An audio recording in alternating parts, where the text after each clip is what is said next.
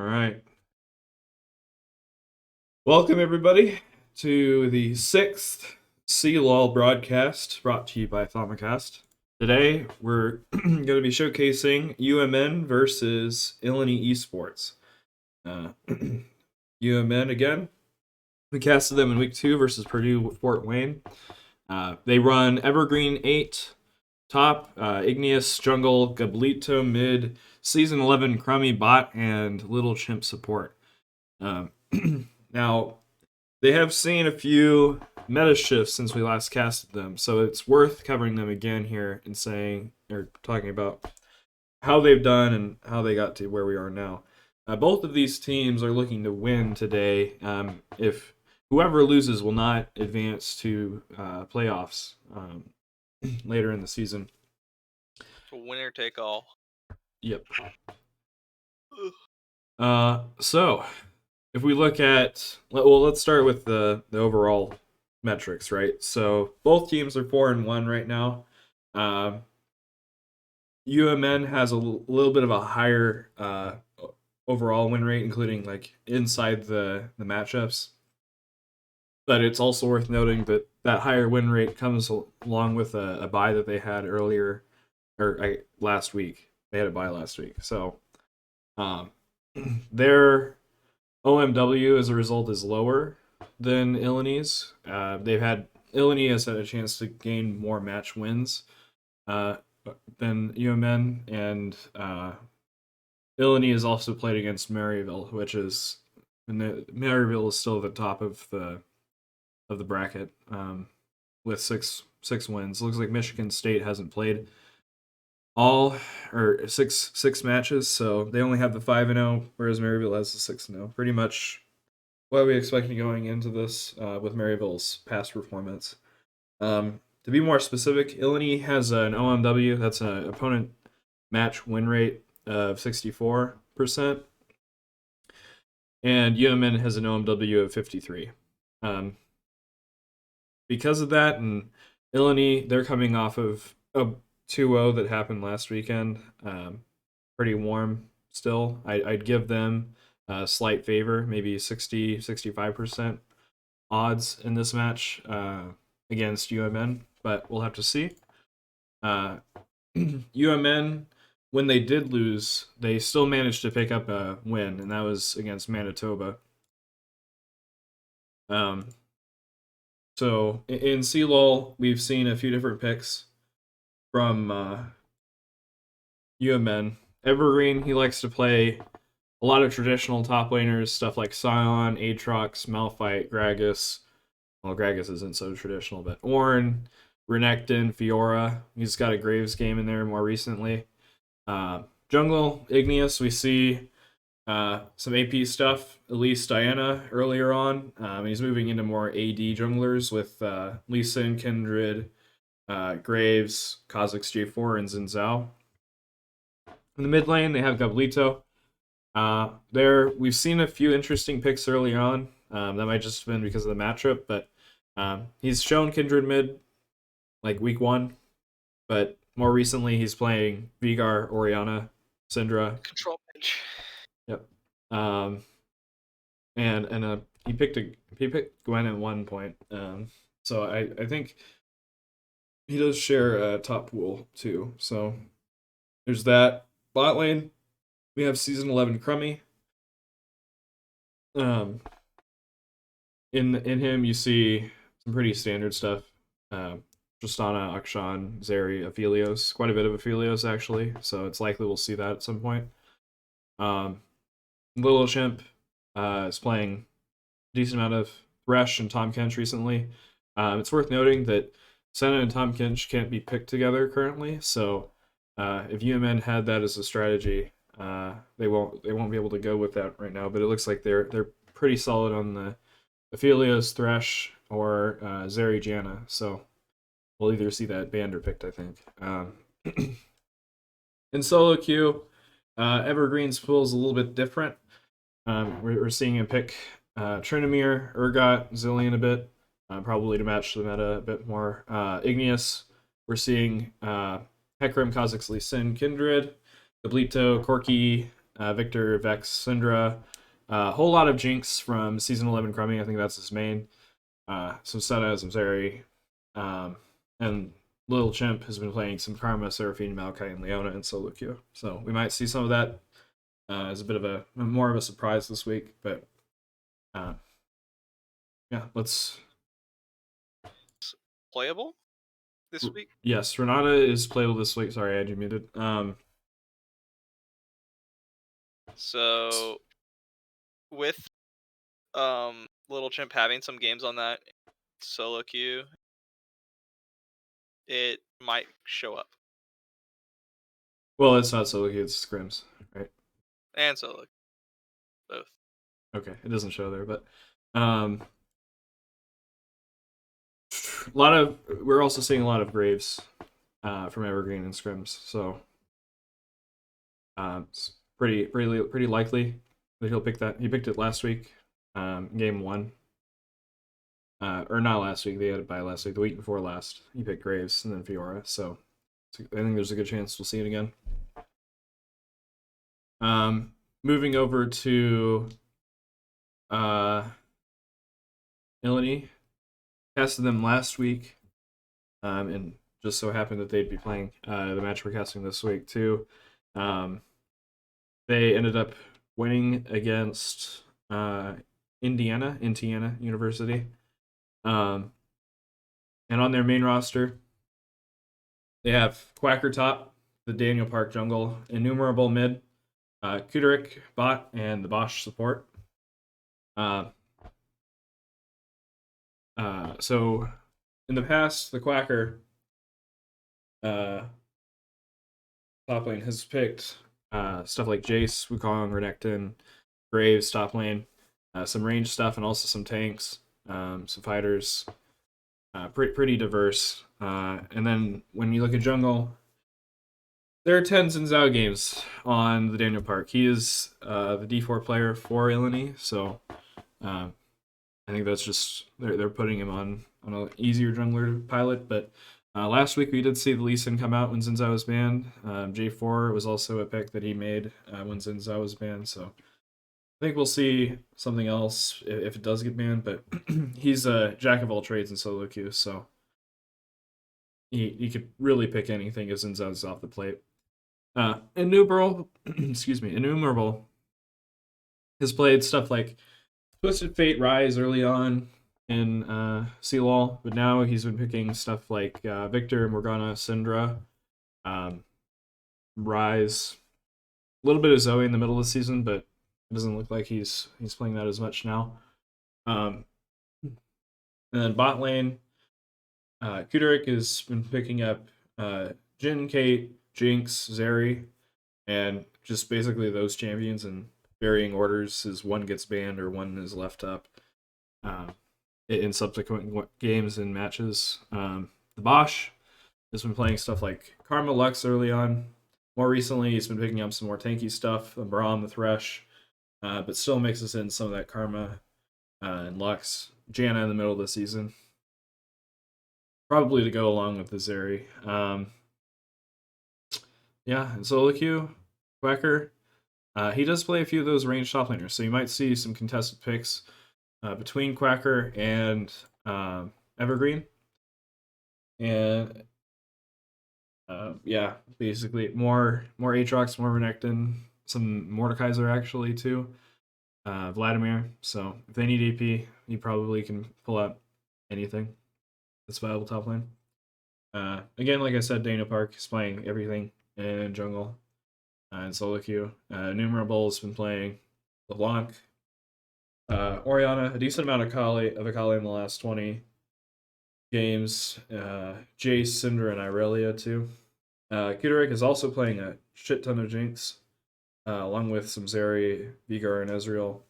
Bosch is picking up Nautilus, Pike, Shen, Tahm Kench, Renata, and Senna in his last 20 ranked games too. So, couple of contested picks in the bot lane too, but that's to be expected, right? Because in all of these CLoL matches, we've been seeing a lot of AD carries running the same stuff: the Jinx, the Caitlyn, the Ezreal, the Zeri when it's left up. So I don't think we'll see a whole lot of surprises there. Maybe a Veigar pick. And let me see if we can get in the lobby.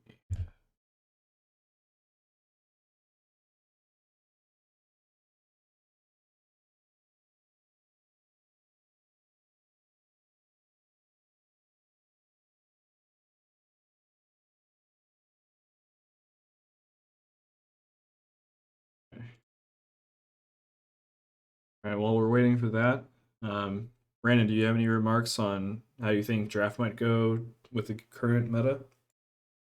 Current meta draft. It's probably, looking at these two teams, going to be an early pick AD, so like Jinx on B1 or B2. If Jinx isn't B1, probably going to be Jinx plus jungle on R2. If you've watched like LCK or LPL, a lot of times you'll see AD or jungle picked on B1, then the response will be either Aphelios or an engaged support on R2 with the counter pick jungle. Then it'll switch back over and you'll get your AD carry trade. So if our red side took a Jinx, blue side will take Aphelios. If red side took Aphelios, blue side will take Jinx. Sometimes you'll see a little diversion if the Zeri doesn't get banned. If Zeri makes it through champ select, a lot of times you'll see that just B1 Zeri, and then response with Jinx on R1. A lot of the bans in competitive go towards Karma, but with these teams, I think it's probably more likely you see something like a Xin Zhao banned away from Illini's jungler, along with bans towards powerful mid lane champions like the Victor and maybe dropping something like a Tom Kench ban. Uh, from Illini, they're probably going to ban out. If they're on blue side, it's probably going to be something like Tom Kench, um,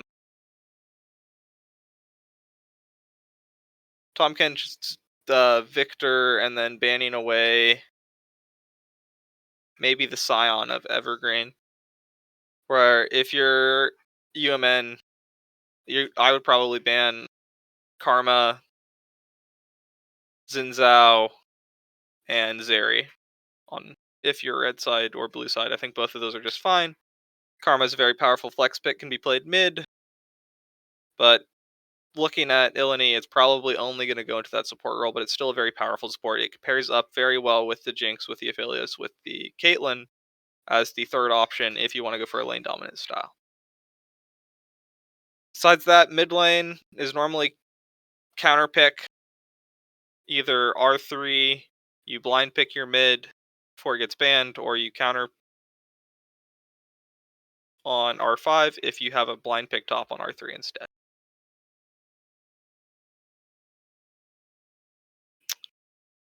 With that, We are almost full lobby. So okay. maybe we can squeeze out a couple more minutes. Oh,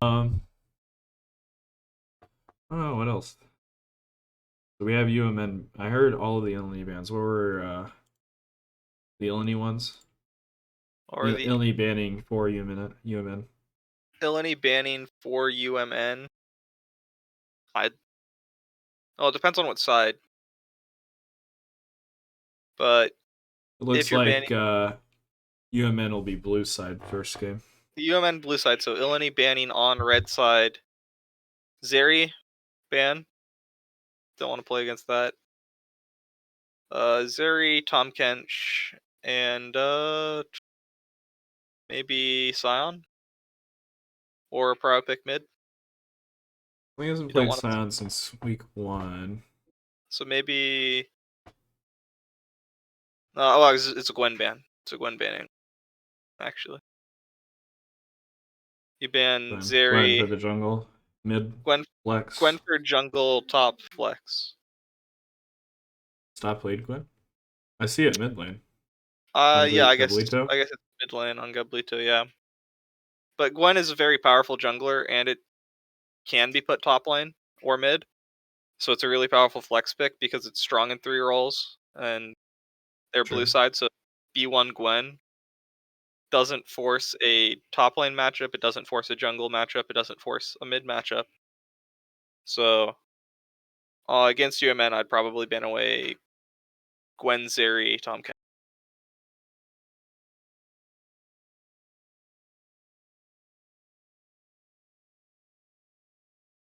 And then banning away for Illini on blue. We're blue side. No. Illini's red. Illini's red, yeah, so I'm banning away. I'm on blue side. I'm banning my blue side bans. Sorry. Xin Zhao first ban. Just take Daniel Park off of his one trick.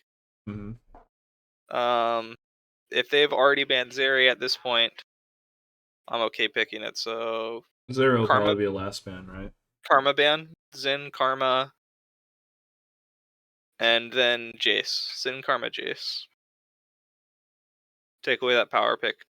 Power blind top lane pick.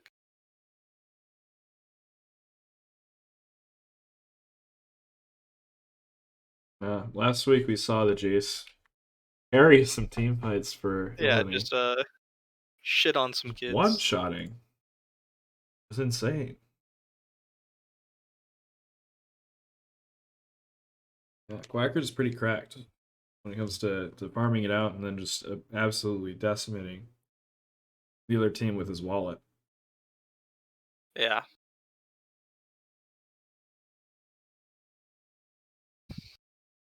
Looks like we have all 10. Maybe we're waiting for someone in the restroom. I guess until we get into champ select. Oh, we're moving around.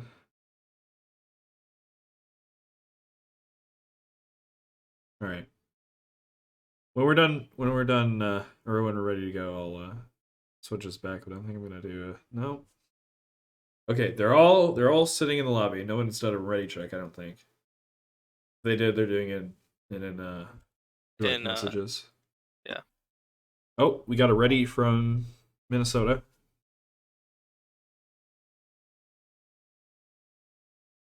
Now we're waiting on Illini.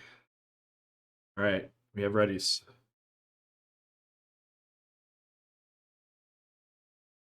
We're gonna swap over soon.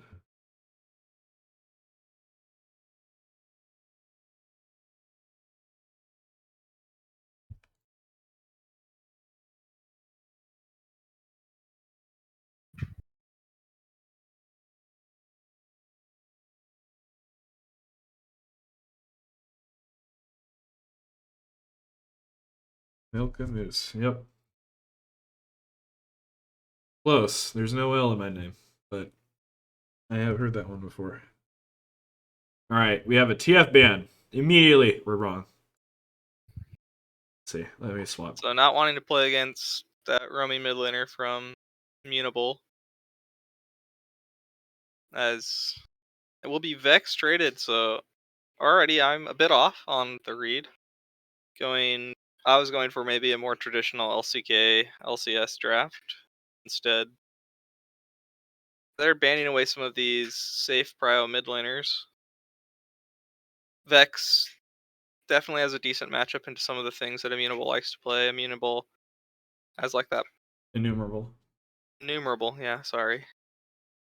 There's As Xin Zhao. Irelia. Xin Zhao banned away. Is it gonna be Lisa? Put him on something else. G4? All right, Jinx. Wow. Illini. Willing. We're 1 for 6 right now. Yeah, 1 for 6. I didn't think Zeri, 2 for 6. would be willing. I didn't think they'd be willing to ban Jinx. A lot of teams have just handshaked that one team gets Jinx, one team gets Aphelios. But I guess Illini's like, nope, Jinx is just too strong. I respect it. We predicted Jinx the has wrong kind of team been to taking ban everything. the Zeri. Yeah, I was and really the wrong thinking team to ban the Karma. Yeah, wrong team to ban Karma. a little That's okay. interesting. We got Flip the ban, half flip the of ban. it. Yeah. If the ban Scopium, if Zeri was banned on red, they would have banned Karma on blue. It's gonna be B1 Aphelios taking away that proud 80 carry now that Zeri and Jinx are off the table. Gonna force Kuderic onto one of those less proud picks. Maybe something like the Caitlyn Lux will come out in the bot lane. With the other prior ADC being like Ezreal Jhin, a lot more of that scaling setup AD carries that want to play from range. So we'll see what they end up going with. You picked Jin What, twice in their matchup last yeah, week. taking away Thresh here is pretty decent. Thresh is a nice engage support. It goes similar to how a lot of LCK or LPL teams will take away Nautilus on R2 and Human then lock likes to it in pair with it with Mary. Aphelios too. Yeah, and taking away Thresh means that Aphelios doesn't have that engaged support that also has a free escape for his immobile AD carry. As Daniel Park is hovering the Callista, but it's going to be Jhin. Jhin is on that second tier of 80 carries in Prio pick right now. It's Aphelios, Jinx, Zeri, and then below that pick is Caitlyn, Ezreal, Jhin. So Jhin coming out is not surprising at all. Aphelios Who are we gonna does pair deal with more the damage later, Aphelios? but Aphelios has more does require a lot more setup from his team. Jhin is a very self-sufficient functioning AD carry as Zillion is locked in. Interesting note, Evergreen, Goblito, and Little Chimp have played games on Zillion. So I don't think it's going to be going top now that... Oh, never mind. They're not going to lock in Graves yet. But Zillion could be a flex pick between mid and bot lane. Mid and support, I mean. So Zillion with Aphelios does make sense. He has that speed boost that makes Aphelios less immobile, while also having that nice revive. Is once Graves is locked in, this Zillion's not going to go top lane. That is Graves' top for Evergreen. Well, they did it. They Xin He's Zhao. played... No, Graves is going top lane, bro. This dude Oh wait, only I'm plays mixing Graves up the top lane teams. No, recently. you're Xin yep. Zhao Thank is you. Daniel Park. Evergreen has been spamming this Graves pick in their recent scrims, so not be surprised Well, that if it is Igneous has still a played flex it pick. once. It is still a flex pick. I'm not saying that it can't go jungle. I'm saying that it probably won't. As I'll give Zoe you that. will be the lock-in mid lane. They're getting a nice long-range sort of poke pick comp here with the Zoe Jhin, both having exceptionally long range, and against something as immobile as the Aphelios, it makes it very hard to play when your skill shots running at you. Zillion will make it easier. If you get put to sleep, Zillion can just revive you if you get one shot, while also giving you that bonus movement speed to dodge out and stuff. As there's the J span. I wanted to see it in first rotation, but I guess they were thinking that it wasn't going to be picked away by Quacker early, so they still get to ban away the Jace. And we'll just have to see what they want, because Jace is a traditional pick, not a traditional, is a counter pick that we're seeing into the Graves top lane. Graves, a lot of times you see people pick Akshan or the Jace that was banned away into it, as Tom Kench has now been banned. So I guess I was just a little too forthcoming with my predictions on bans. Tom Kench is another nice support that can play really well with the Aphelios. Tom Kench, with the buffs that came in recently, they took away some of his shielding and healing for his power in the top lane, and they've made it so that when he eats an ally, he gets a ton of movement speed and has the shield that he spits him out is absolutely gross. When Tom Kench eats an ally, they get spit out with like a 500 health shield. And so it's very hard to burst down the target you're trying to one shot. As the final ban will be that J4, so maybe it forces Daniel Park onto something like the Lee Sin, which I don't think we're gonna see I don't Lucian. think that's going to be something. Maybe they go for They something, were a pick up a like win Hecarim. before they picked that. Yeah, they're Okay. going to go Hecarim here, yeah. Oh, Whoa! no. Oh, Daniel Park, Lee Sin. He's Okay. feeling himself. He popped off last time, so I think Daniel Park can do it again, but it's His hands are definitely a warm lot from more. last week. He knows. He sees the lines. He's He doing the sees math. doing the math. Hecarim would have been a lot safer of a pick, a lot easier, more scaling. But if you have the ability to pull off the Lee Sin, it definitely can go good. As Hecarim now locked in for Igneous will mean that that is Graves top lane, like we discussed. So we'll see what Very nice. Quacker will pick into it next, Very and we nice get to see pairing what with the the mid lane Zillion. is. Zillion gonna go mid, or did the support bans put it into a support flex's? Please no Oh Yumi. my Oh goodness. fucking Yumi. It's Yeah, it's good with the comp. I'm not saying it's bad I with the mean, comp. the Aphelios Hecarim's gonna go Yumi fast good. as fuck. Hecarim Yumi is absolutely insane. Like Hecarim can absolutely run over a team with the Yumi on him, so it's not a bad pick. I just hate Yumi, bro. I hate watching this champion. As Yumi will be locked in, we'll get to see what Quacker wants to take into the Grave Stop. Maybe he wants to take like Wukong and all in, or he could try to go Akshan. That's a pick that if you watch Champions Queue is very popular. Akali, I don't really. I saw the only time I've seen this matchup played by high level play is I was watching Niles' stream and he picked Akali into Graves. Graves rushes a Hex Drinker, Hullbreaker, Hex Drinker, Graves. Oh god. Literally cannot die to Akali. It's just, he just laughs. She like cues you and you take like 50 damage and you're like, yeah, what's up, bitch? I'm gonna kill you. You just shoot her. Oh, it's so depressing. That game also got sort of trolled, so maybe Quacker knows something I don't about this top lane pick. Graves kind of shits on most melee champions though, so I would. We'll have to see how that top lane pick goes. Quacker is the higher rated player, so he could just outskill him. There are some matchups that are like that where it's like it's a hard matchup, but if you're just better, it doesn't matter. So I think UMN has the long game in mind here. UMN's draft, if it goes long, it's so hard to win, right? The For the later other this, team. So easy to win for UMN. that's what I meant. Yeah, Yeah. Illini has a very uphill battle. The longer this game goes, the Lee Sin, the later the game goes, he becomes more of a kick bot, especially into a tankier comp like they have here. They also have Zillion, Yumi, Hecarim. So Zillion Hecarim is a very stupid combo where Hecarim will just have a billion movement speed running at you and you can't run away, and he'll hit you like a truck because he will do like 800 damage for no reason.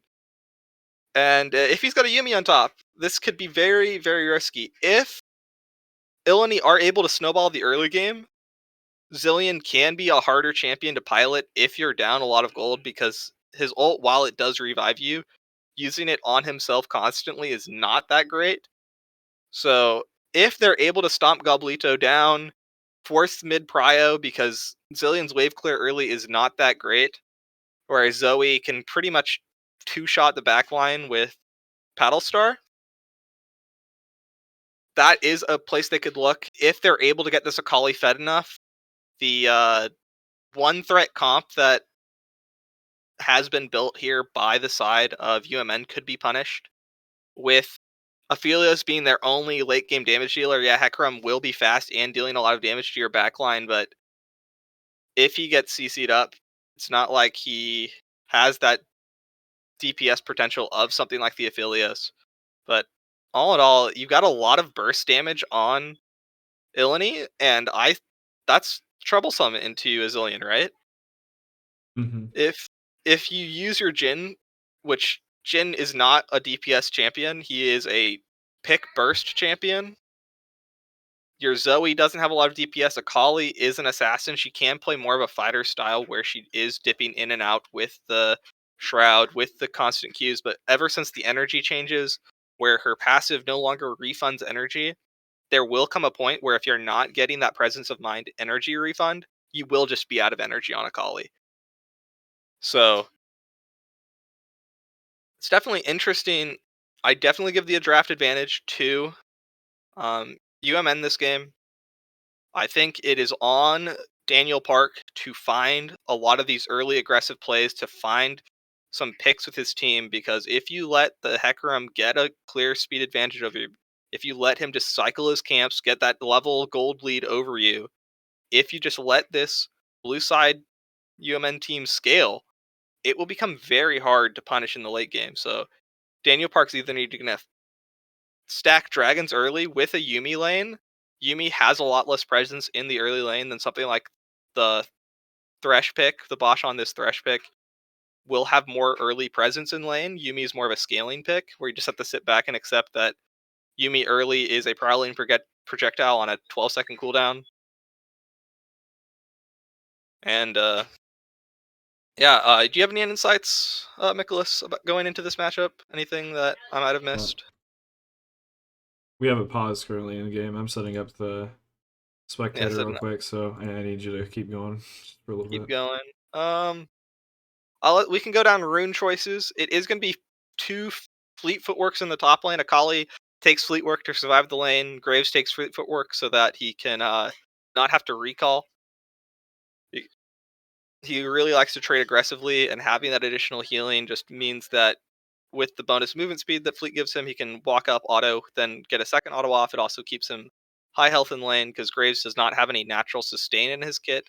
And if you're going to go for something like the Hullbreaker build, you're not going to get lifesteal until your second item. Um, it is going to be Airy on Zoe in the mid lane instead of something like the First Strike that's more damage, or Dark Harvest, which is a lot more snowbally. Airy is the laning rune. It will give her more pressure in lane. Um, Besides, that's pretty standard rune choices.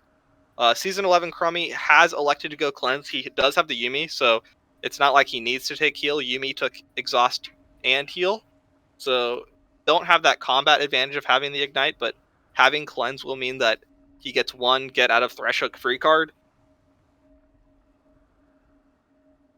Um, Akali didn't take flash. That's pretty standard nowadays, though. So TP Ignite is pretty much what Akali's run with that hypermobile kit, the ult, the E, the Shroud, having so many ways to get out of a gank situation. You don't really need the flash as much, and the kill pressure from Ignite is good. I think the Yeah, game is also riding on this Thresh a bit too, yeah. because he drafted into the. I can't remember. Did Yumi draft after the Thresh? He blinded. He blinded Thresh. Okay, It was that's right. Thresh on. They took Thresh R1 to take away that Thresh Phelios combo. It looks like ping's coming from red for just a 5 point, so it doesn't look like we're going to get any invade shenanigans to start this game off. It's just a little bit of visual bug. They had a pause at the beginning of the game. Kuderik was just lagging a little, so because pauses happen, the spectator client will just freeze for a bit, so that's all we're experiencing. We're good now. Welcome to Summoner's Rift. And Yeah, but with that, I think Thresh needs to roam if he's not able to land much 30 seconds in until lane. minions spawn. okay, Roaming with the Lee Sin. roam with Lee Sin, and we saw that a bit in their last game, right? If we think back 1 week to when Illini played Indiana, there was a lot of that roaming coming from Thresh. Bosch, I would say, there was that from our point topside of view, play. got the MVP in that Yeah, match, right? Bosch, Yeah.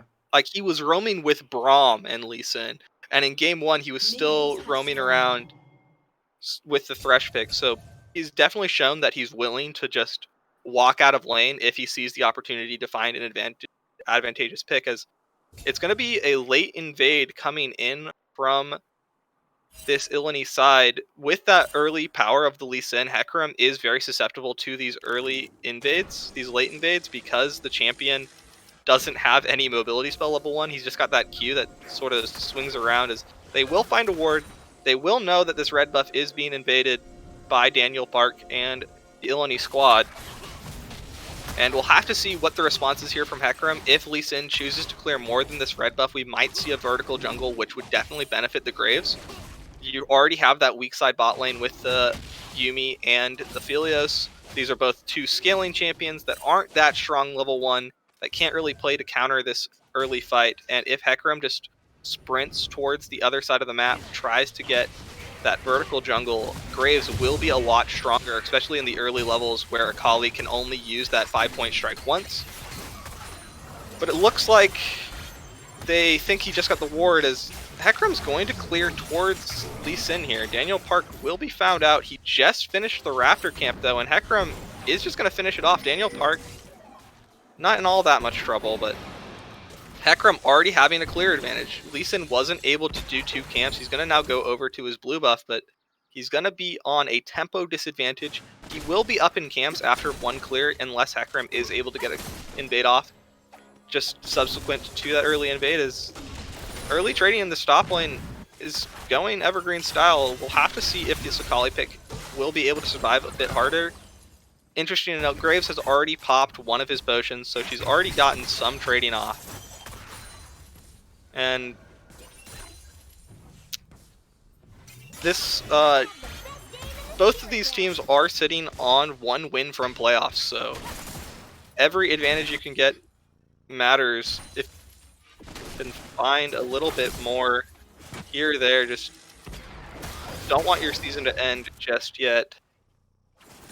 And Hecarim There's will the Teemo cut. early but- base, and if you look at Hecarim's items, he has this attack speed dagger already picked up, which makes me think he's not going for the more traditional tank Hecarim build where you go that turbo chem tank.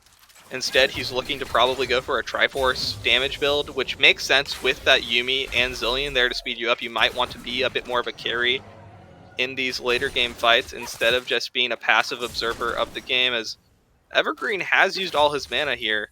Lee Sin on the top side might be able to punish a manaless Graves, especially with Akali there, who just has the energy, will permanently be stacking up as Innumerable finds out Igneous on this camp, but Hecarim, nice sidestep on the Lee Sin Q. Pops the ghost, will get away. No, yeah, I think he just ran down and got away with it. As I wonder if Lee Sin has the presence of mind to invade on this Gromp here, to know that that's the camp that's going to be coming up here and go for it, as it looks like Daniel Park is not going to elect to go for that, going to go back to clearing his own camps. And Hecarim, even though he was invaded early, has the tempo advantage. He is farming respawn camps, which are worth more XP, while Daniel Park is still nice farming his first side. Yeah, nice play from the Bosch. Will deny the Yuumi reattach, but they aren't able to get all that much from it. There is an early CS lead here in the bot lane for Illini. That was something that was to be expected when you draft something like Yuumi Aphelios against Jhin Thresh. Jhin Thresh are stronger in the early game. Yuumi, not much of a presence early on, 4 level 6, not very much threat in a champion, and Aphelios being no abilities level 1 against a vertical jungle-ish, where you know that the Lee Sin is starting your red, so you can't walk too far up and trade too aggressively without instantly getting punished for it. As the Bosch lands a decent hook, but the Yuumi heal will just keep him okay. As Ignite gets dropped, Cleanse will keep him alive.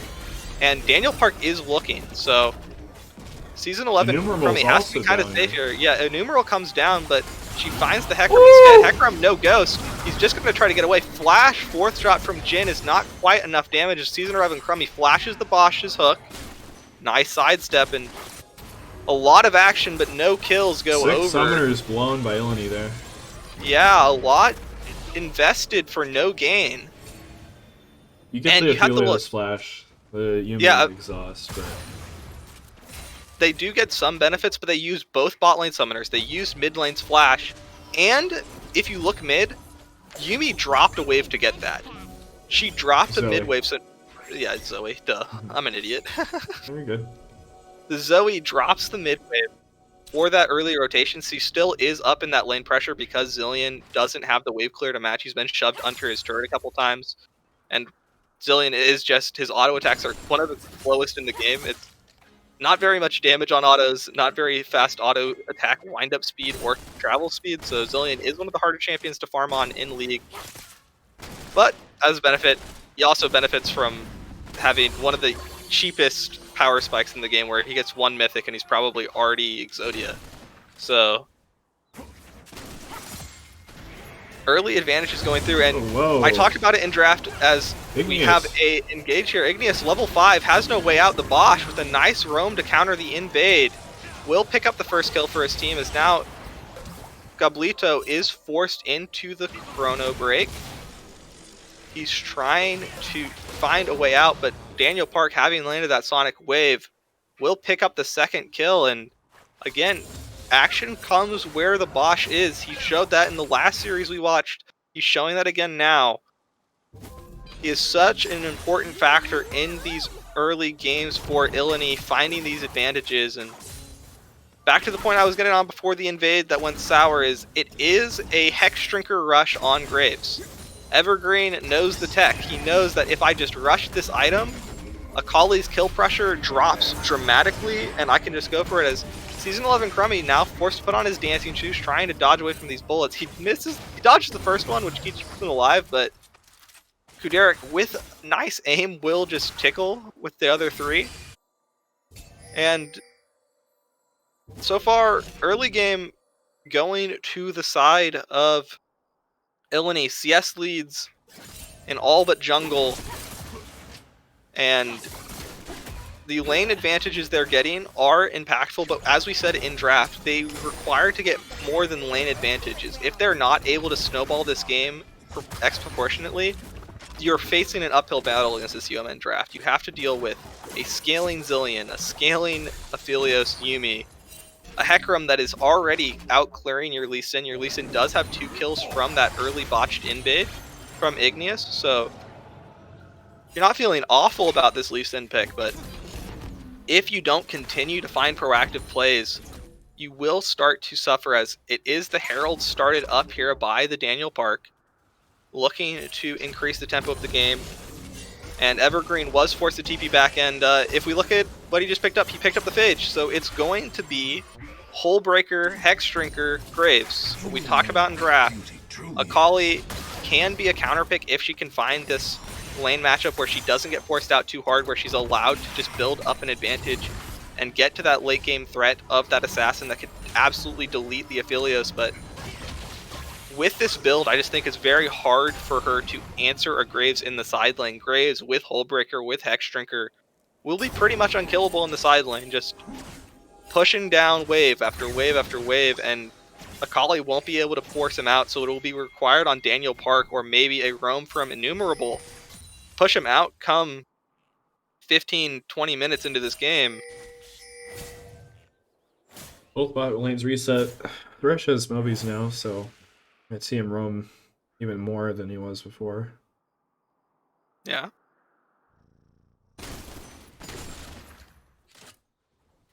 As it looks like it is going to be Triforce Hecarim, which is the higher DPS variant. I think it's a little less good with the Yuumi Zilean. Like, you don't need extra damage with your team comp. You have the Aphelios.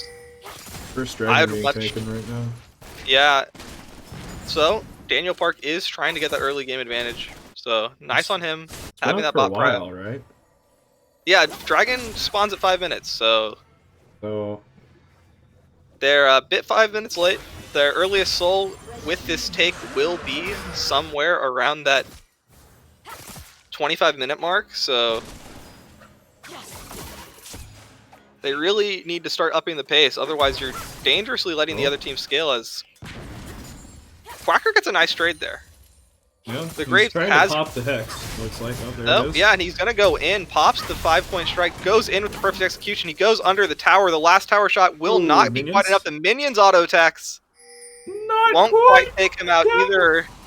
And Quacker, the nice solo kill outplay, barely pulls that off. If Graves had been able to get a little bit more damage, if the minions had just gotten one more auto, or it would have been maybe a different story. And I was talking shit about this Akali pick. I was saying it's going to have a hard time killing, it's going to have a hard time answering the side lane, but Quacker puts it to rest. He shows that I can still solo kill in this matchup if the Graves overstays his welcome, if he takes a couple bad trades. The Hexdrinker was not quite enough to save him there, as Graves has now stopped off his build of Hullbreaker for a early Vamp Scepter, so maybe something for this lane, something he says, I need the lifesteal to get through this. And Akali now up in CS, up a kill, will have more pressure once that Ignite comes back up. As Zilean was forced to base there, nice stun by Innumerable, was able to chunk him pretty low off the bubble, so 3 plates. Illini. Yeah, 3 plates. Illini finding the early game advantages they needed. So, with that being said, we're gonna have what may be an Illini favored matchup coming out of this. Dark Seal. Feeling pretty spicy there. Yeah, feeling spicy with the Dark Seal. With the perfect execution up here soon, he Zoe will be also in has danger one. of yeah. And the Yumi. Everyone just thinks they're gonna get a Magi's this game. Respect. My mouth would be drooling. Yeah. As check in 13 minutes into this game, you got 20 CS lead in the bot lane for Illini.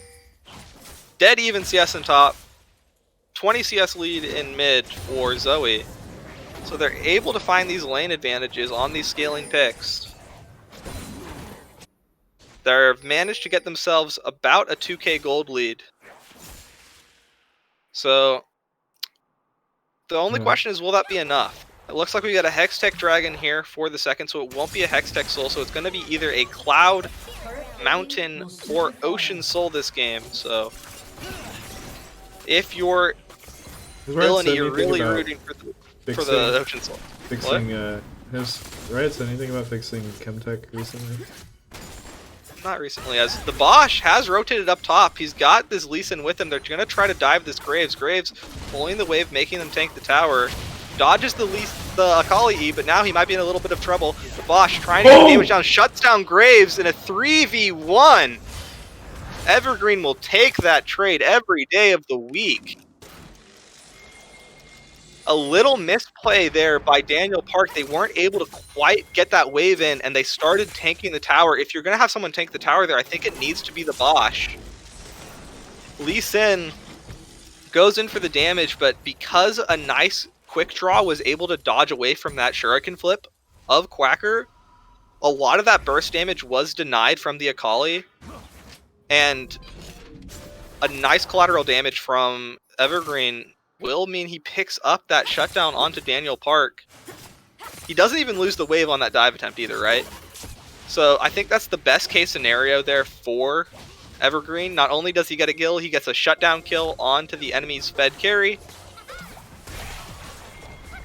But you have to admit, Quacker now does have 2 kills. He's going to be able to finish that Riftmaker. He now has a completed mythic item to the garage sale that Evergreen has. It looks like he's going to be able to pick up that Hullbreaker soon. He has the pickaxe, so a couple more, like a 500 more gold, and he should be able to pick up the Hullbreaker completion, which will be a definite power spike for him as the pressure in lane will drop. The extra resistances for being on his own, Akali will lose another bit of kill pressure as base. Graves now has Hullbreaker, and I think it's very hard, even though she has the completed Riftmaker. With that true damage stacking, she might be able to find a solo kill, but it's going to be so hard against the Hullbreaker Graves. Hullbreaker Graves is just so tanky. As Daniel Park going for a kick onto Lee Sin, but now he's under turret, and this turret isn't going to die anytime soon. Evergreen just going to clear out the wave. They're going to look for the dive, but with no Akali or... no Lee Sin ult, it might be hard to get as Akali ults in. Lee Sin trying to get some damage down. Brilliant, though, is here. He's going to deny the kill, and Gablito picks up the shutdown. Massive turn of events there. Blue also managed to get the dragon while that top lane play was going on, so... Yep, and it's Cloud Soul. It's Cloud Soul, which is not super beneficial for the Illini side, but Hecarim loves Cloud Drakes. Oh, yeah. Move fast. Yep, sign me up. As Lee Sin looking for another play here on Graves, but Graves with his Hullbreaker might just win this 1v1. He's got 3 levels on him. Graves, you take this fight. You take this fight. You take this fight, Graves. Do it. Oh, he's getting TP'd on. They see the TP from Akali. Hecarim is on the way. The Quacker has no ultimate, so it's just Daniel Park going in 1v3. He's gonna get dropped, and now Quacker might be the next to fall. Illini got debated.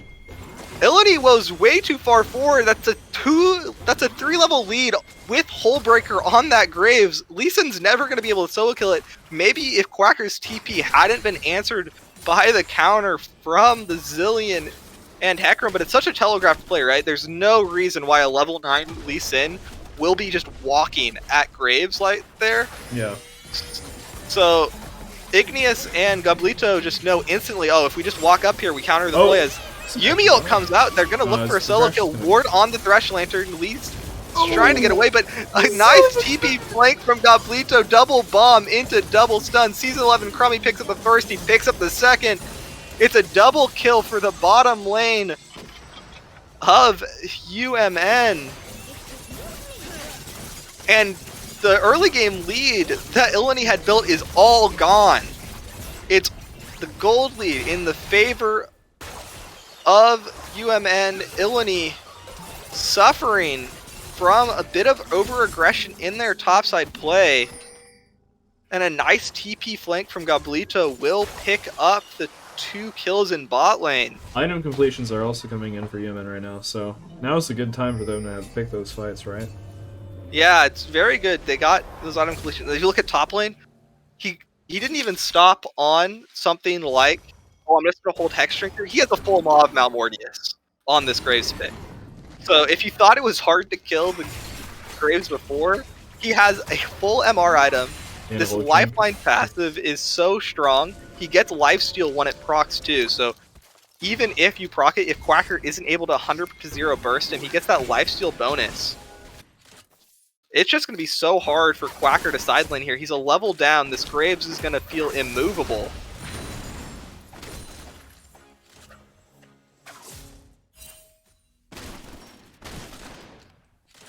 And I think they just overforced a bit. It's now going to be Illini playing on the back foot with a comp that doesn't scale as well. And if you look at Hecarim's ability, he did go the Triforce, but he's going a first item Spirit Visage. Spirit, while not being an absolutely crazy item on Hecarim, a lot of times you will see them go Force of Nature instead. It's very beneficial if you have something like a Yuumi that's going to heal you. Anytime you're able to amp your Enchanter's healing, will just make them even more of a nightmare. And there's still no anti-heal picked up from Illini yet, too. So Hecarim is just going to be this unkillable monster in the team fights if he's got a Yuumi sitting on him. With the speed buffs from the Zillion. And with 40 seconds on this dragon, it looks like that's going to be the next fight. With some poke going down, they're just hooking, looking for a bit of bait, but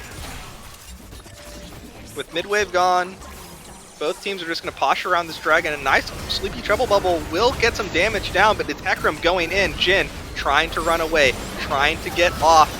There's going to be no way out. The Daniel Park goes down first, and with Graves here, it's going to force the flash of Kuderic. Collateral damage. Can he get it out? It would be just enough damage. It's on cooldown actually as Akali goes into the backline looking for the one-shot onto Crummy. He finds it. A nice save there from Quacker as Jhin picks up the overextended Graves. This team fight was going so well for UMN, but it's just thrown away. It's just Goblito now. Flash forward from Innumerable, won't be able to pick it up. And it's a 3 for 2, and Lee Sin is back up. He's going to be able to go for this dragon. A little bit of an overforce there from UMN. The bubble just goes wide, not quite able to find it. And I think diving the turret was a little ambitious, a little too overeager. Yep. But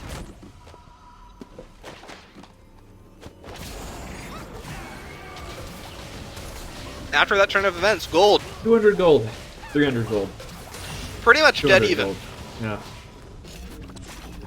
And dragon stacking in the advantage for this red team.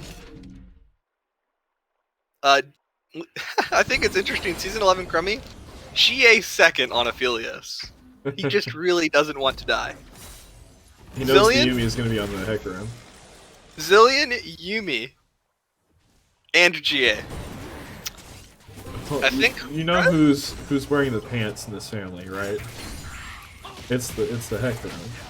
the heck. That's he who goes for Yuumi the was cat. on He the gets whole cat. fight. Yeah. As we got Graves pushing maybe, up in the maybe side it's just lane. because he died. So it looked like it might be ruined now. Yeah, he died instantly to the Akali burst, so maybe just trying to survive that is the Bodge with the nice lantern bait thresh. bait hook, I guess. Okay. Curtain called Looks like bot, nothing but happens. nothing's gonna happen. And Nope. look, this is what I was talking about earlier in draft. Quacker sort of tickles the Graves. Look at him. They traded. Graves is just like, yeah, I'm gonna hit your tower. As Hecarim goes in, Burr going in with that pony. Zoe's gonna be locked up. Season 11, Crummy takes the kill credit on that one. Daniel Park will get the lantern out to safety. Look at who the Yumi's on. Yep, Yumi's on that Hecarim as the cleanse? the cleanse comes out, and oh, he pushed him into the zillion bombs, but it's not quite enough damage. Igneous trying to get that pop-off play, trying to get that damage from Goblitos, as now, oh, Evergreen 8 with a nice solo kill. And that just got bad for worse. They lost their mid laner, and in the side lane, this Akali counter pick, it found the solo kill in lane, it found the tower dive, but Graves has truly outscaled it now, winning the 1v1. It's only going to get worse as a double bomb comes in from Goblito. He finds it onto Daniel Park, and the Bosch will burn down. The game looked so close, but that mid lane fight, they caught the Zoe, and in the extended play, got almost every player. Jin, the only one to walk away from that mid tower unscathed. Evergreen also picked up solo kill on that. Yeah, Evergreen. That was pretty close, though. Both it was pretty close. But next time, is it going to be as close? No, it's going to. Every time that you fail that solo kill, it gets even harder on Quacker. Graves gets even tankier as Goblito puts on his dancing shoes, dodges away from one of the skill shots, but forced to enter that chrono shift. They will drop him. His team is here to support though. Jin in a little bit of trouble, gets pursed down instantly. Akali going in, but the Zanya's Hourglass from Goblito will keep him alive. Akali unable to find a target. Quacker will fall. And UMN look in a commanding position after that. They win the mid fight, they get the Baron, they win the fight afterward. Yep, 6k gold up now. Objective bounty is available for Illini. They've already taken mid and top turret. Bot lane's getting pushed in quite a ways, so they'll have a lot of land to cover before they can get the bounty on the bot lane turret. Yeah. And any hope of this Akali winning side lane is now gone because Graves has Eclipse now. So, gonna be rough. Daniel Park is now 3 levels down in the jungle. So Hecarim is gonna get his way with it, and objective bounties have turned on for red though. So you got that going for you. It's hard for them to reach anything, right? Unless they get a major fight in this dragon.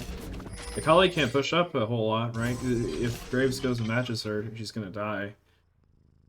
Unless she just walks away from the wave, she's not gonna get that objective bounty. She can't match Graves in the side lane. And she can't... Oh, nice bubble landed. The bubble landed onto Yumi though, so she was just able to pop into an ally, be A-okay. Dragon, number 2, gonna be picked up for this UMN side, sorry. As Illini just doing a little fishing. Trying to find an over-aggression.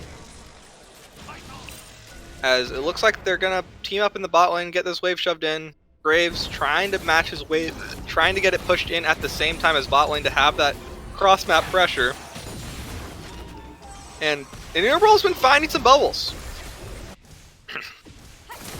Finding some opportunities here, but it's gonna be this Graves that's just pretty immovable here. Just doing what he wants. Quacker. Chunk to have. Quacker's dead. Yeah, it's rough. The Akali looked good early, but it's looking like what I thought it could be in draft, where once the Hex Drinker, once the Hole Breaker gets built, Akali's going to find a lot harder time getting value as top lane inhibitor will be the first to fall. Graves now on Nexus turrets. When do you stop the push? When do you respond to this Graves? He's going to back off. Ping's coming down just to steal away the jungle. Baron has been... Deny a bit more from Daniel Park. Baron has ran out. Yep, and now Evergreen caught in a rock and a hard place. He's got a Zoe bubble behind him. Just gonna walk it out though. Akali going for that perfect execution, trying to find some damage, but the Graves is just so tanky. He's gonna get popped into the sleep, but with that early chrono break, he will manage to stay alive. Hecarim now going in. Lee Sin Kick will deny the engage for now, but Daniel Park will be the first to fall. No! He gets away for now. Akali going back in with that 5-point strike, but it's not quite enough damage. He's just gonna pop to the bomb. Goblito takes the kill credit for that one. And there were so many low health bars there for the side of UMN. It looked like Illini might have found their fight, but they weren't quite able to close it out. They weren't quite able to take out a target, and Quacker will fall for the 6th time this game. And I think the Graves is a bit of a problem. He's a little unkillable. Yep. This Dragon's gonna be picked up. Reset's gonna come through. They're gonna try to get these super waves pushing and pressure it out as they have almost a 10,000 gold lead now. UNM were on the back foot early, but have pulled a pretty substantial lead now. Yeah. All they needed to do was hit a couple power spikes, move that around the map, and kind of came out of Illini's grasp. Yeah. The Brush isn't really able to roam into a triple tank Graves that kills at least one of you under turret when you dive him. Yeah, and I think we've been focusing a lot on UMN and how far they're ahead. If you are Illini, describe to me how you think you're able to get back. What is your win condition? Where do you want to fight? As you might have a pick, it's just going to be a little bit of damage onto the Bosch. I think you have to find a cheese spot. Find really a... hard to do with UMN's vision. Yeah, as Daniel Park might have been looking for that, but... Oh, he autos the ward. Yeah, a nice ward from side of UMN. Will try to deny that lantern usage, but gets out anyway. Maybe that you just try to suicide split push in a side lane for that bot lane tier 2, but with this Graves, you just can't really push past him, I guess. It's just maybe 4 items. You could pull 2. Yeah. Lane and then camp the bush. It's really tough. Yeah. Baron started up. Daniel Park on the side, maybe looking for the steal, but Goblito will find him out. He's going to get rooted up. He's going to get stunned down. Kicks Goblito back in. Daniel Park trying to find the steal, trying to make the miracle happen. As Evergreen might be caught out, but Goblito picks up the jungler, and Evergreen just is too tanky. He just doesn't die. Oh, he's got the Zillion ult. Oh no. Daniel It's Park a tragedy. Dies. Very picked up. I think that's game. It might be game. They got super minions pushing in on the top side. The bot wave is pushing in. It might not be the game, but they're going to at least lose another inhibitor here. With their jungler down for 22 seconds. UMN looking to put the final touches on this game, looking to close it out. It's going to be triple inhibitor down, but a nice paddle star will chunk out Season 11 Crummy. He still has the GA though. He still has that Zillion ult. He's not in threat of dying. Oh, let's see the reset. They're gonna take they're gonna take the triple inhib. They're gonna reset. They're gonna spend the gold. They're gonna come back out on the map and look for this last push. Elixir's bot. It's gonna be the last stand here for Illini. If they can fight, if they can stand, we got this. Stopwatches pick it up. That's one thing. Elixirs and stopwatches. If you are going to go into that last fight of the game, the most power you can get is that stopwatch one-time active. The stasis can be so crucial if you're able to immune something like the Zoe sleep if you're able to dodge away from that second part of the perfect execution damage, and then get those elixirs for that instant power. Super minions baroned up, double stacked waves. Thresh is just sitting in the base. They're just trying to see. They have the Lee Sin on the flank. Daniel Park looking for a hero play, but pings come down. They know he's back there. And it's going to start first Nexus turret down. When will Illini make their final stand? When will they try to find something? As Graves will almost instantly take that Kuderic. Graves is onto the Nexus towers. Daniel Park is chunked so very low. Goblito trying to get a bit more as flashback onto the fountain. The Nexus is just going to go down before any kills. Game 1 goes to UMN takes UMN, yeah.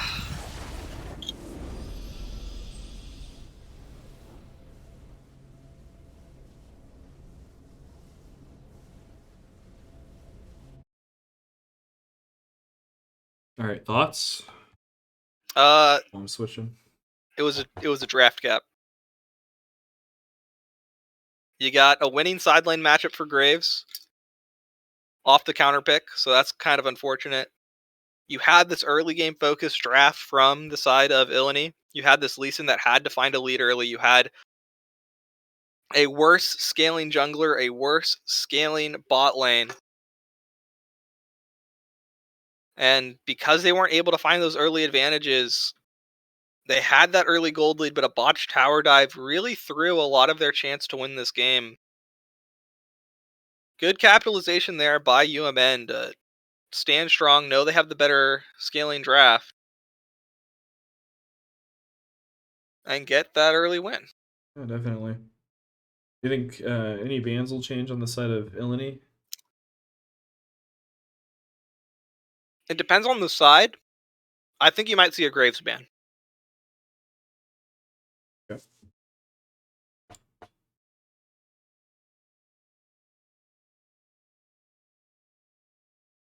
Also, maybe Yumi if you just fucking hate that champ, like I do. Yeah. Mhm.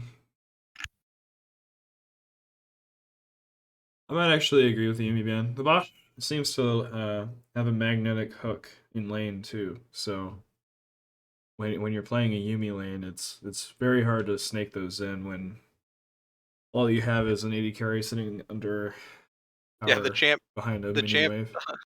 can't hook the Yumi. You have one target, and he has cleanse. Yep. See if we can invite to the lobby.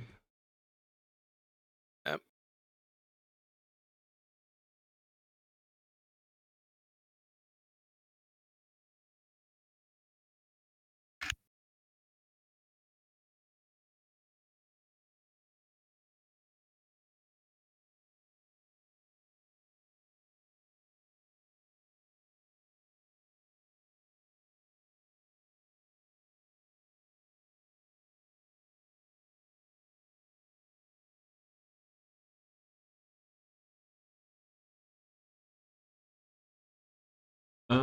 Just give me a couple seconds. I'm gonna switch this over to some be right back. Memes. Hold on.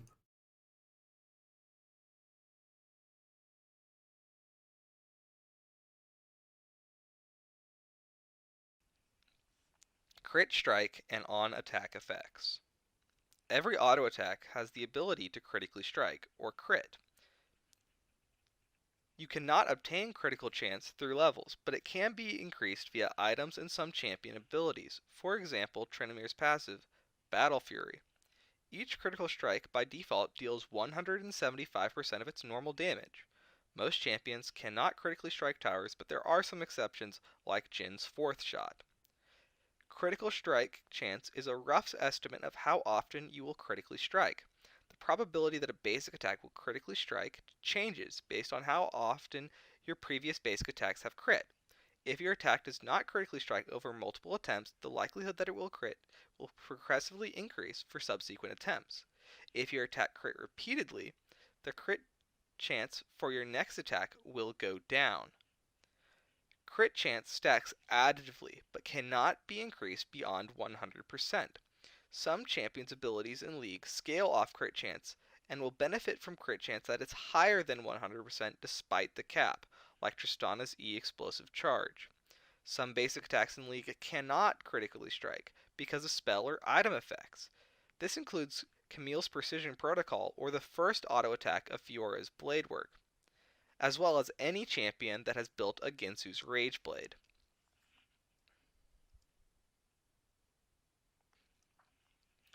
Attack effects are effects that are triggered on a champion's basic attack. These effects range from applying a slow or a stun to causing the attack to deal increased damage. Some examples of this are Red Buff applying a slow and burn effect, Tiamat causing attacks to deal cleave damage to units next to them, and Mordekaiser's passive causing his auto attacks to deal an additional 40% of his AP every attack. On-attack effects will be blocked by anything that blocks attacks like Blinds or Jax's Counter-Strike, unless applied by an undodgeable attack.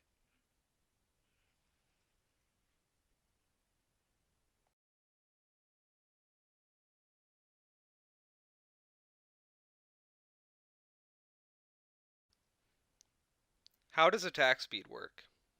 Attack speed is a stat that represents the frequency a unit can use basic attacks. This is measured and displayed as attacks per second. Each champion has a certain attack speed ratio, which is also the unit's attack speed by default. Additional bonus attack speed can be obtained through leveling up, items, abilities, and runes. Bonus attack speed stacks additively, and bonus points acquired directly affect its statistic.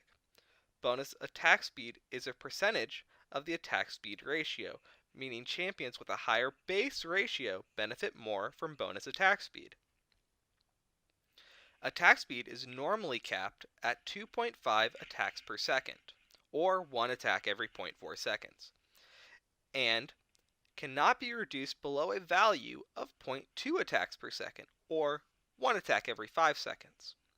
Some champions' abilities and runes allow them to attack faster than the 2.5 cap, like Jinx's passive Getting Excited, which uncaps attack speed for 3 seconds after getting a kill, or runes like Lethal Tempo and Hail of Blades, which let the users temporarily exceed the cap.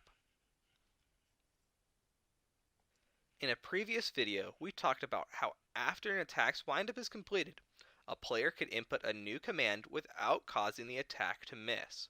This concept can be applied with an advanced topic called orb walking. This technique is when a player inputs a movement command immediately after the attack windup is completed. Doing this allows the player to keep moving without lowering their damage output. This mechanic can be performed on every champion but Callista, whose passive allows her to input a movement command during her attack windup to jump to the location during the attack. While orb walking can be done on all champions, some benefit from it more than others, mostly champions that rely on basic attacks to deal damage. There are some settings that can help you perform it more easily. Using the attack move command instead of right-clicking the target allows you to orb walk without needing to move your mouse as far for each input, but can cause you to accidentally auto the wrong target. To help with this, you can bind attack move to be on your cursor, where your champion will attack whatever. Alright, sorry to interrupt that, but looks like we're getting into the lobby again here soon. UMN is going to be on blue side this time. And Again? sorry. Illini is on blue side now. Oh, Illini Yeah. electing side swap. And UMN is on red. I guess you do take the side swap when your counter pick got dumpstered. You'd rather have first pick of that, right? Yeah. So what do you think? Do you think it's back to Xin Zhao J4 duty? Well, if they want the J4, they're going to need to pick it first rotation, right? Because they banned the J4 in the second rotation. And I Second think if you're rotation. UMN, you still first 3 bans in Zao. Yeah. I don't think UMN bans are going to change. It's not usually typical if you're winning to do that. They might change in the nature that they're blue side. No, not blue side. You might see like a slight variation, but yeah, it's probably still going to be. Yep. We're waiting for ready checks. What else? What else? What else? What else? How do the bans change? You ban Graves. Okay, Graves. What was Illini's ban's last game? You write those down? I did not, but we're getting ready checks, so Doesn't matter. I'm gonna We're put gonna mine be here watching again. it. Oh, you throwing already? Because they asked last time. Oh, okay. Mr. Caster's ready, so I'll just go ahead. Poggers All right. as get into ban phase. What do you want to see differently from the Illini draft this time? I don't want something that's so early game centric. As Doesn't seem to be instantly wherever to able to capitalize as much. I think it's fine for the Bosch with how he plays, but Zillion ban, yeah, Vex ban. They're targeting Gablito. Will they ban Graves? That's my question. Or do you pick it yourself? Because I think Graves is just such a safe blind pick well, they for picked it pretty Evergreen. late, right? They picked it on 3 last time. That's late. You could, I mean, unless they first pick it here. Okay, Hecarim ban. I think you ban Zeri if you're Evergreen. If you're Menuz. Ooh, I have a Zeri and different read. Aphelios are up. Zeri Aphelios might be the trade this time. Jinx is the stronger AD carry, I guess. I see a lot more Zeri bans in competitive, but I can understand Jinx is one of those champions that's like it's never banned, but it's always just turbo smurfing games. Is Karma first pick is pretty valuable. Karma can be flexed into 3 roles. It can go top, mid, and support. This is a very strong support champion. Lane dominant, lane pressure, as Evergreen is hovering Zeri right now, and it might be something like Zeri Yumi getting locked in, a very easy scaling lane. If you get Zeri Yumi into the late game, she will just run super fast and kill you while being unable to be touched. So that might be what they lock in. But instead, we might see something like a Graves pick here, something safe blind for jungle or top. As Ooh, Gwen could also be that because Gwen is a flex pick, right? Gwen can go top, Gwen can go jungle. yeah, we've only seen it I've only on seen Igneous play it, right? yeah So it is most likely going to be Gwen in jungle. collegiate. And so far, we've got 2/3 of the Powerpuff Girls, Nicholas. Who's the last Are one? they going to raft Seraphine? it? Seraphine. Are they going to raft it at Little Chimp plays it? Do they draft the Powerpuff Girls? As it Jace? is Jace locked Quacker in. Jace. Ooh, pretty spicy. Quacker has carried some games on this Jace pick. Yeah, last matchup, into Last time Indiana, we he saw was massive. So he'll not just need to. quite Summit, but he was dunking people with some of those EQs. It's going to be Kog'Maw, the answer in the bottom lane for Zeri lock-in.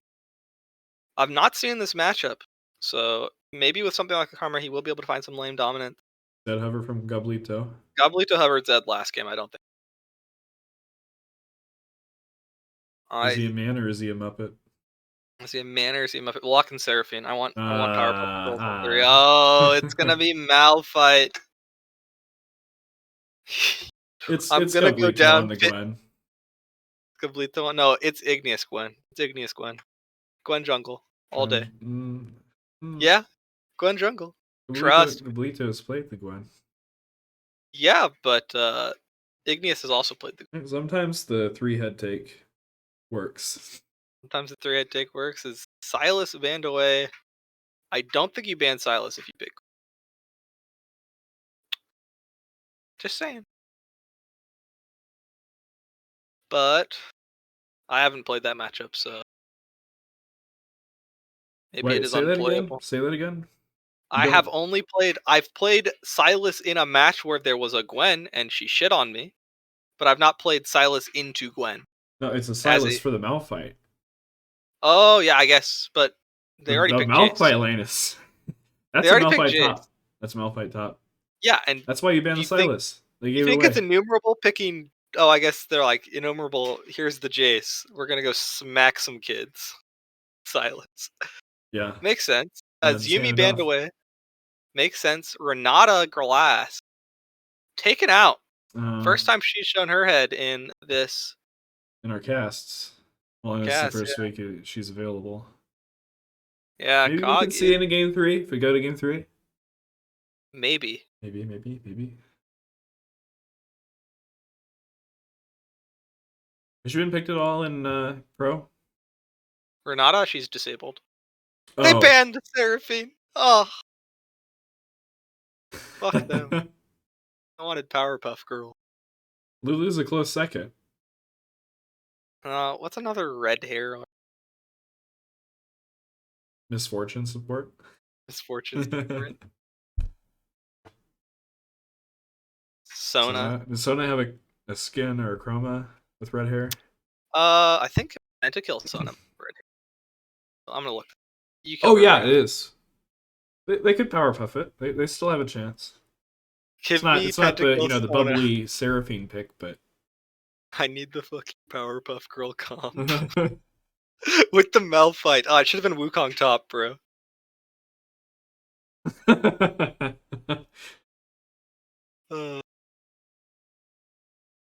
Wukong into Jace isn't that bad, Copium.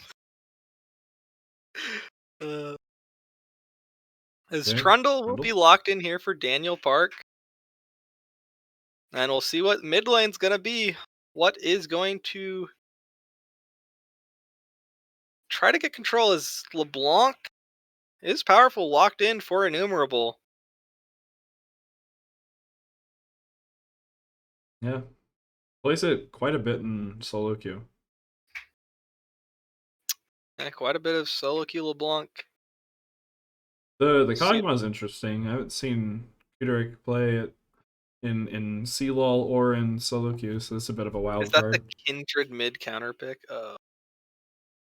Solution mid. Oh, it could be Zeri mid. Really? Yeah. Nope, it's Lucian mid. I'm Lucian griefing you. LeBlanc. Lucian into LeBlanc. I don't know how that matchup goes. I've never played that. So. Bet AJ has. He hates Lucian. Nobody on the chat or in the audience knows who AJ is.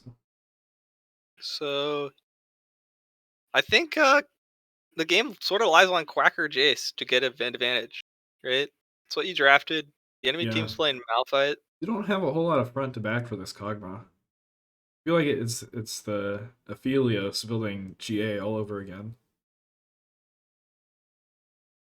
GA but it's on the other team, you know.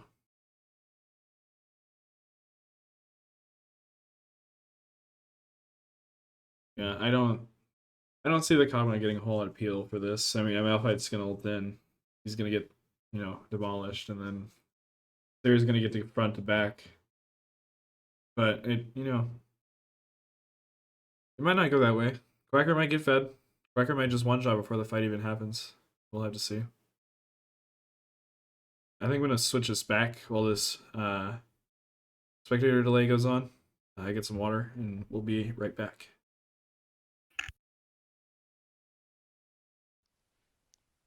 How does attack speed work?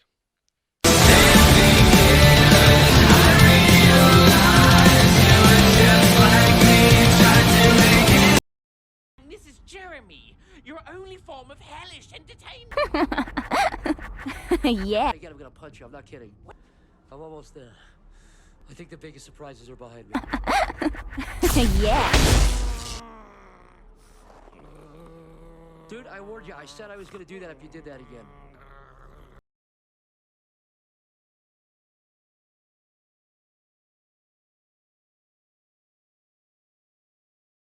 Hey, little buddy, how are you doing? Oh my God! Whoa!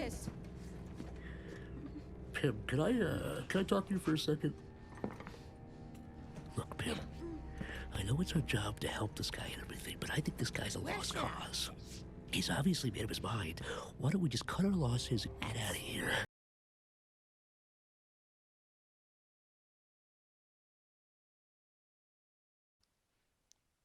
How does attack speed work?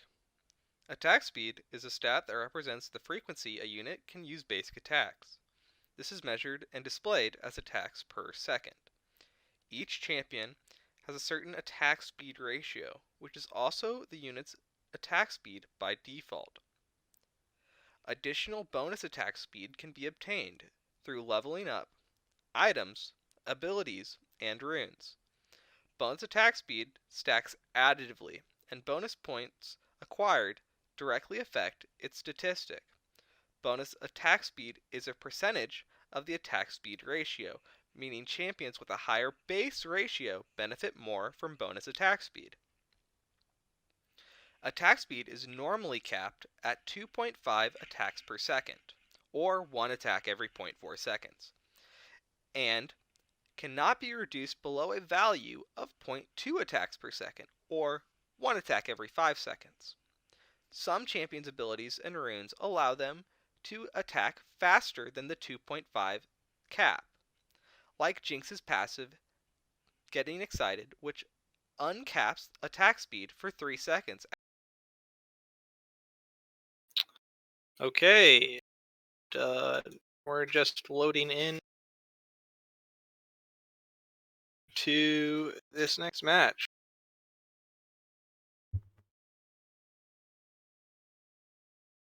All right, what's the game plan for Illini? How do they pull it? Make it a three game match. Make it a 3-game. Don't lose. Forehead. Cool. Good one. Actually, Win. giving the answer.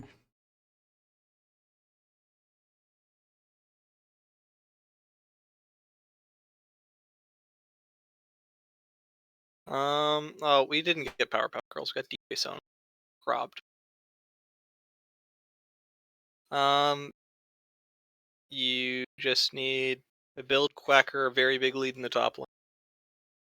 Got Kog'Maw scaling in the bot lane. And We're in game. if Lucian doesn't get too far ahead in mid, LeBlanc will just be able to one-shot him on a repeat, so... You were right about the Gwen jungle. Yep, Ghost, Conqueror, Gwen jungle. You do.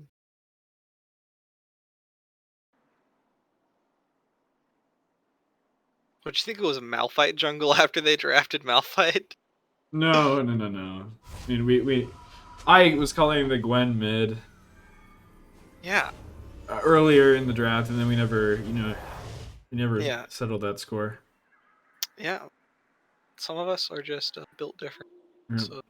All right. Minions have spawned. Wards mirrored by the junglers. Yep. It doesn't look like we're going to get a late invade this time. Although, as I say that, Daniel Park is still up on the top side.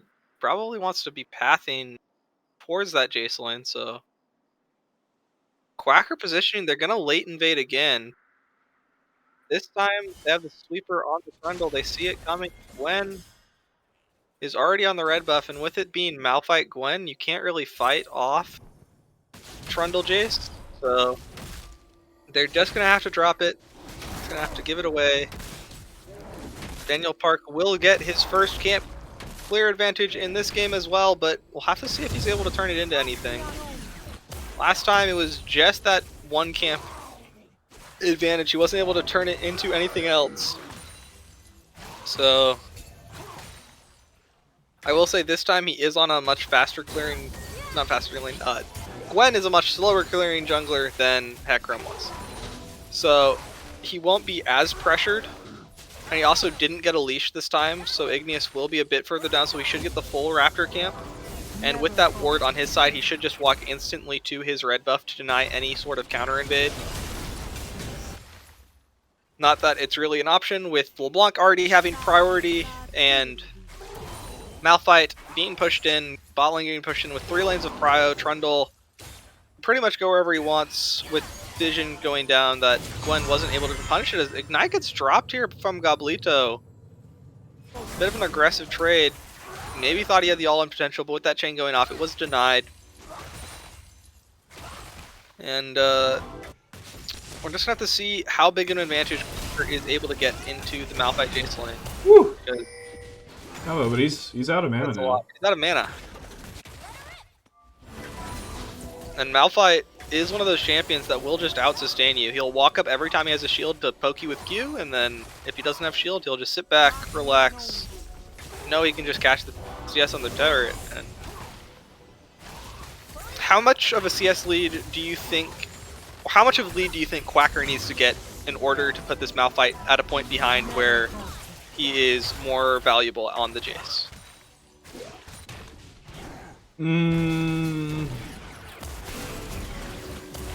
Maybe 30, 40 CS. 30 Like CS R, up? The Malphite R is going to be important, like, all throughout the game regardless. We can land a clump, it'll be really nice, but I'm not sure they will clump. Yeah. Given that we're so far into the bracket, you know, these teams are supposed to be good. I think one thing you have to focus on is that Kog'Maw is pretty immobile, as Gwen has popped the ghost in top lane. Quacker will just knock her away though.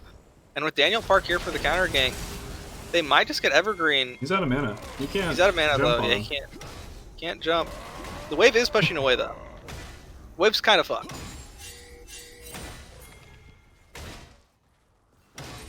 Fuck for who? And Jace keeps hitting it. LeBlanc is walking up. I guess they're trying to dive.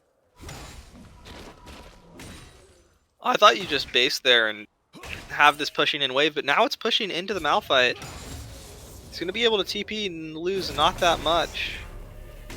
And again, even though he got the early invade off, Daniel Park has fallen behind in tempo. The respawn camps are going to come through for Gwen, and she's not going to be punished nearly enough. She got more CS, she got more camps done in the first clear than he did. And he'll still have those respawn camps. So Daniel Park getting another early invade, but not clearing at a tempo or punishing enough to put this Gwen at a significant disadvantage. So a little unfortunate for Daniel Park. He did have that nice counter gank there. He forced off the play on top. And back to what we were talking about earlier, Malphite is going to be very useful against the immobile carry of Kog'Maw, but I think one point we have to mention is that Kog'Maw and this whole team of that Illini has built does a lot of hybrid damage. Kog'Maw, while he builds AD, still does a lot of magic damage with his W, so you can't just build straight armor in this match, and even if you do, there is a Trundle on the other side that can just subjugate you as the only tank. You are that key target that he wants to use that on, as Lucian dashes forward, getting a bit of a trade here on LeBlanc. Interesting note, Lucian rushed Hex Drinker, so another time this AP assassin of Illini has been laning against an AD champion that's just rushing this anti-burst item. As LeBlanc might have found a kill here, Goblito's Hex Drinker has been popped, Pillar comes out, forces the flash away. I think if you double chain there, you might only be able to force flash, but it might be a solo kill. Maybe a little bit of a mechanical misplay by Innumerable, but he probably has more games on it than I do. Probably knows the damage a little better, as Trundle just trading onto the Gwen. Ping's coming down for everyone. I don't think they're going to be able to get much, as Innumerable might be able to find the pick off. This Gwen has no ghost, has no dash. Trundle's just going to keep going on her. Innumerable with the double dash will help pick up the kill. Daniel Park gets first blood in this game as Goblito trying to find something now. Malphite flash, not even flash, just ulted the wrong LeBlanc clone. Quacker picks up the second kill. And for the second game in a row, early game advantage to Illini. We'll see this time if they are able to close it out.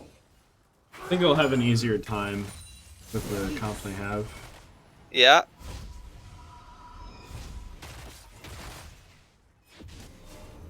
Oh. Little Chip tried to stop some backs. Dodges the mantra key from the bush. Unlucky. If they land that, they might be able to just all in him. Mantra key does a ton of damage.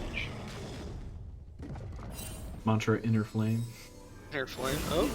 Little Chimp's just being a little annoying boy. Stopping the recalls. And,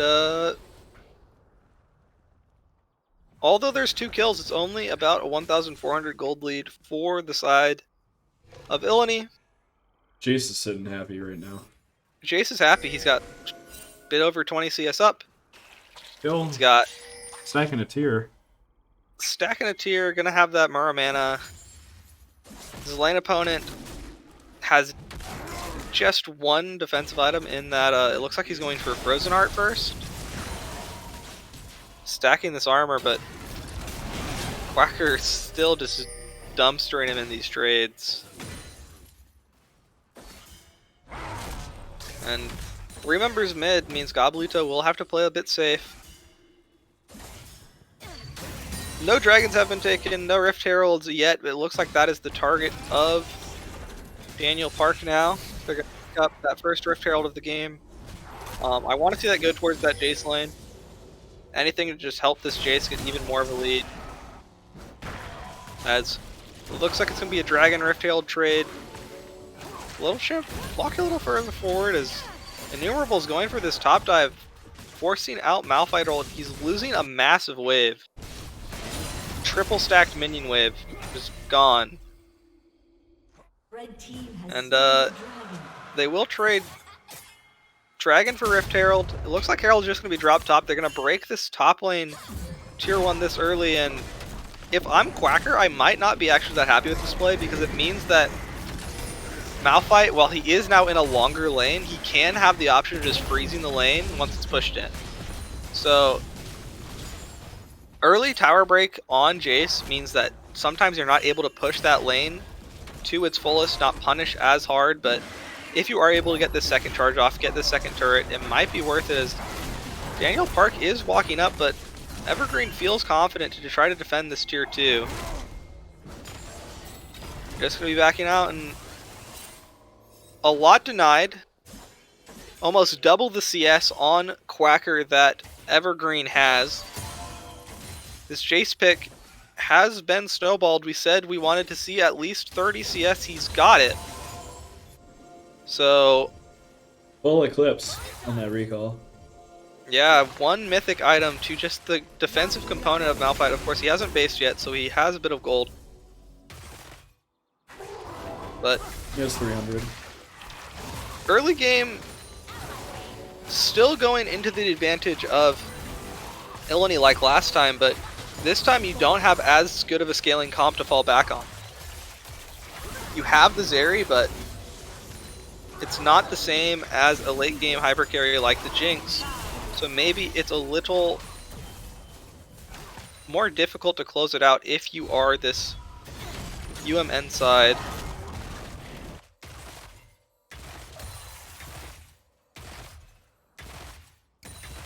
And we got some Kuderic fans of this Kog'Maw.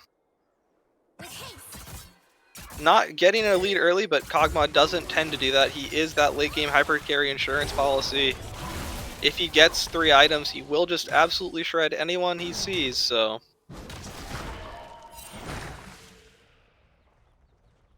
That is a gnarly Malphite skin. Gnarly Malphite skin. I don't like it. I think the W looks stupid. But to each his own. Just a bit of a lost fate. Waves getting shoved back and forth. Big win Nope. top. Rumble bot. Oh, Trundle might look for something here. Got team as Kog'Maw walking forward.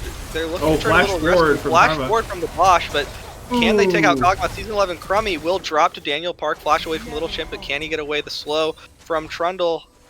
Not quite able to land. Aggressive play from the Bosch. Nice flash forward to stop the escape of Season 11 Crummy. And, Yeah, kill for... That was, what? 4, 5 sums on Illini's side. yeah. Well, they got all the sums on the other on the bot lane, so Yeah, we'll it's... take. Yeah, you take those. But, the only thing is you wish that kill went onto Cog. Trundle Well, do is you? going to be pretty strong. Yeah, Cog won. I'd rather have a fed Cog than a fed Trundle. Even though he doesn't have a whole lot of appeal aside from the karma. Yeah. Okay.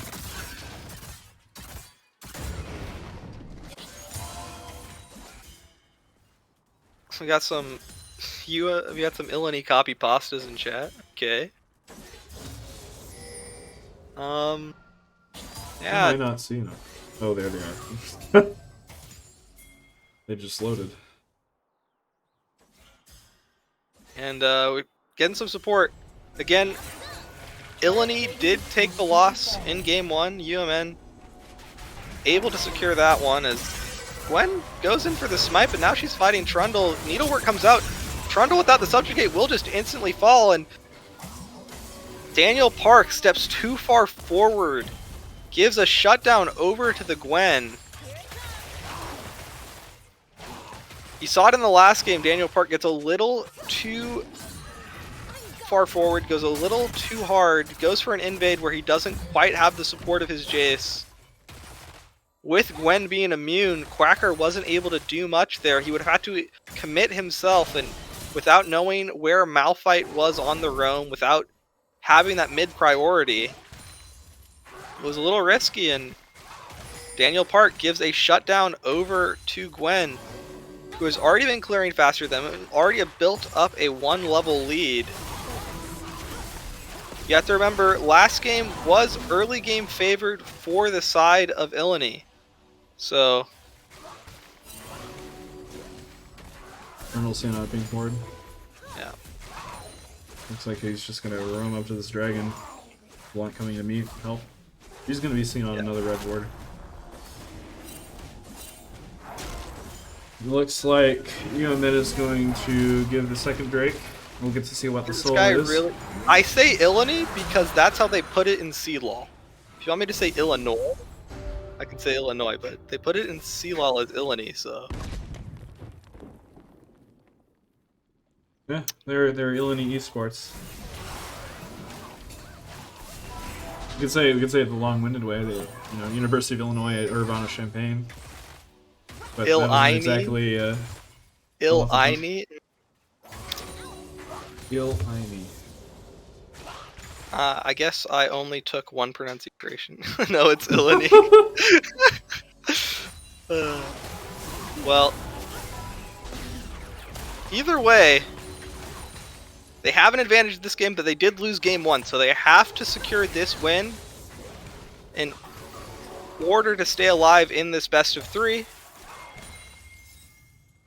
Now I'm just getting weird ways to sill. Illini. Illini?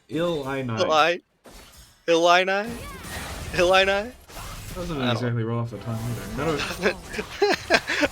It's easier to say Illini.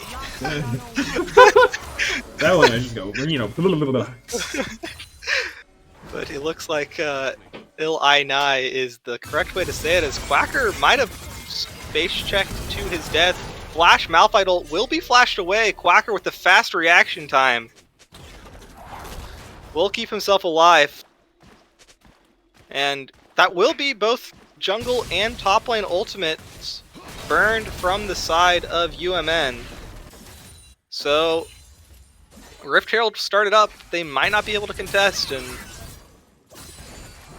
another early game objective going to the side of Illini. So Illini. Say it faster. Illini? Say it fast. Yeah. Illini. It just... I've said it for 2 weeks wrong, The right way sounds wrong. Oh, Quacker face checking again. This Inji is just camping the top lane, but with the Trundle there, he's going to stay alive. Flash forward from Daniel Park secures the first. Evergreen now in a bit of hurt. The Subjugate burning him down. It's going to be 2 kills to the side of Illini. Innumerable will pick up that one. Ingenious is really just trying to get that kill onto Quacker, but sniffs it out, doesn't give it too far. Daniel Park in the area to help pick it up. And this is going to be top lane tier 2. They might even go for the tier 3 with the Rift Herald. Elect to not. Understandable. They don't quite know where Lucian is, and Gwen respawning means that it might be a little bit too risky to go for it. And we said it in draft, if you're going to pick Malphite into the Lucian, you can't, not Lucian, into the Jace. You can't fall too far behind, otherwise, even though it's a counter pick in theory, right, you're just a tank that doesn't really need lane minions, you just scale anyway. If Jace just gets commanding lead of the side lane, if the top gap gets too big, you will just be pushed underneath your turret and unable to go towards those fights. You will just be split pushed into oblivion. Evergreen had the winning matchup last time, had the ability to do the same thing to Quacker's Akali, was just pushing him in, making him unable to move, unable to roam.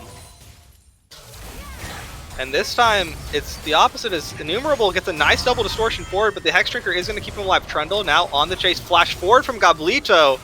Daniel Park picks up another. I think we might go to game 3.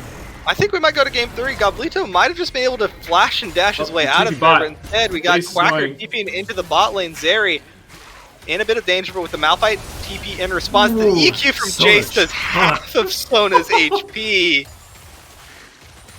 And that's without the completed Muramana. That's just Eclipse Hex Drinker. Oh, sorry, we just Off missed screen, kill. Daniel Park runs down Igneous. Igneous. And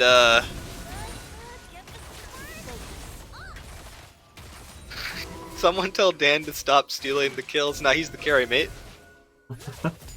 He's Trundle. He's got something to prove. Troll King.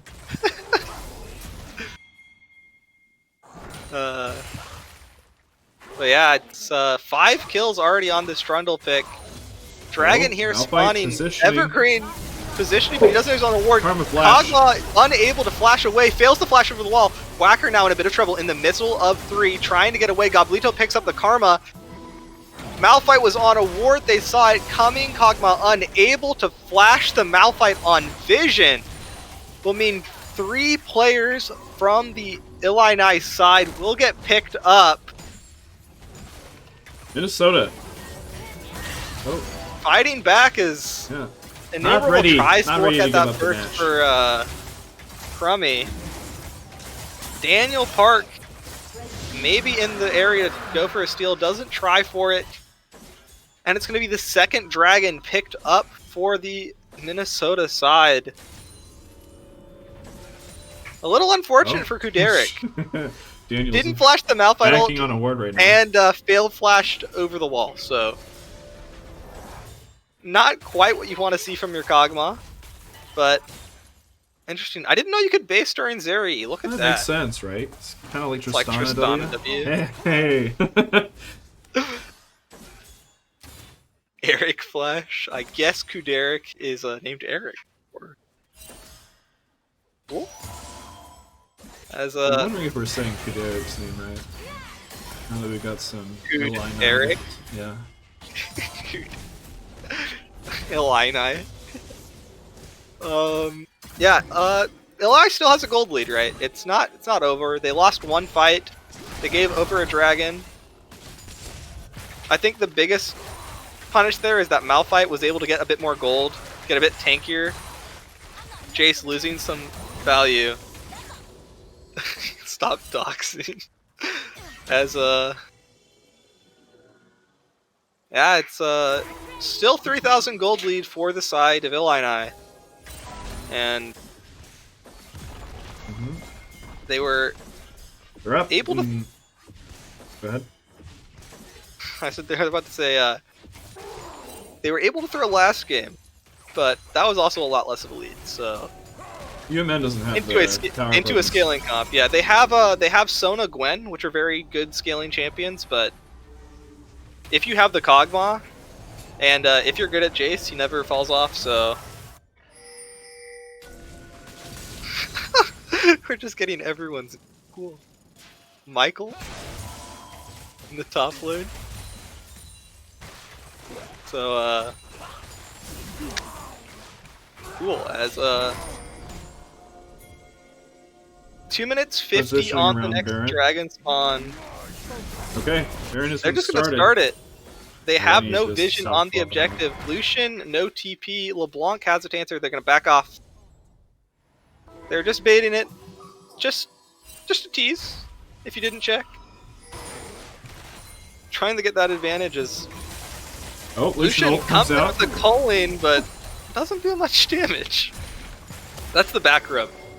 The Lucian back rub. Massages your Kog'Maw. What's the cooldown on that right now? What, like A minute and a half right now? minute and a half? It's not too bad.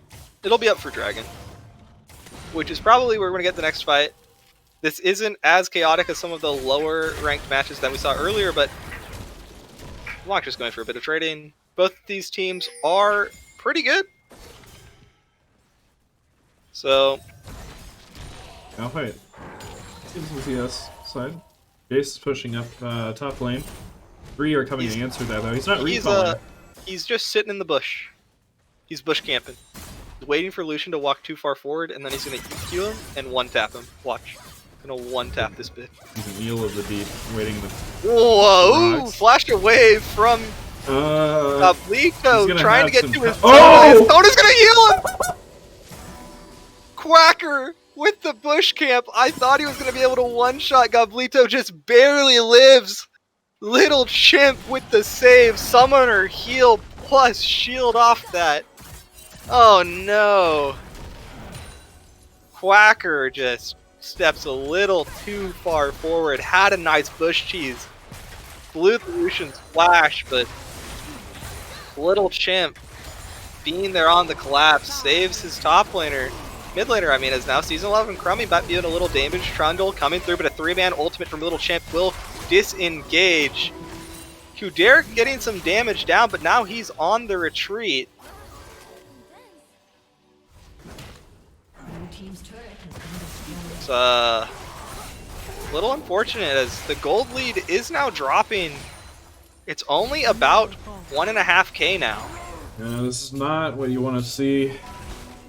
Although that mid lane play did burn Zeri and Sona ult for this dragon fight. Zeri, Sona ult will be down for the Infernal Dragon. So we'll see if Illini will want to fight it. Those ults are really important. It's second Drake for Illini. They could give it. They could, but I'm saying it's Not favorable. Minnesota that doesn't have.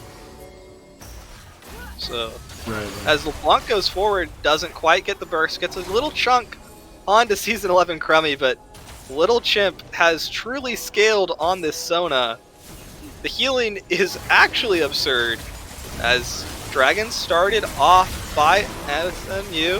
Oh, damage coming down. Malphite forced to flash away, but he still has that unstoppable force. Colleen coming out to try to zone. Can Daniel Park find the steal? No, it's secured by Igneous, but what is the fight afterward? Jace EQ gets a lot of poke down.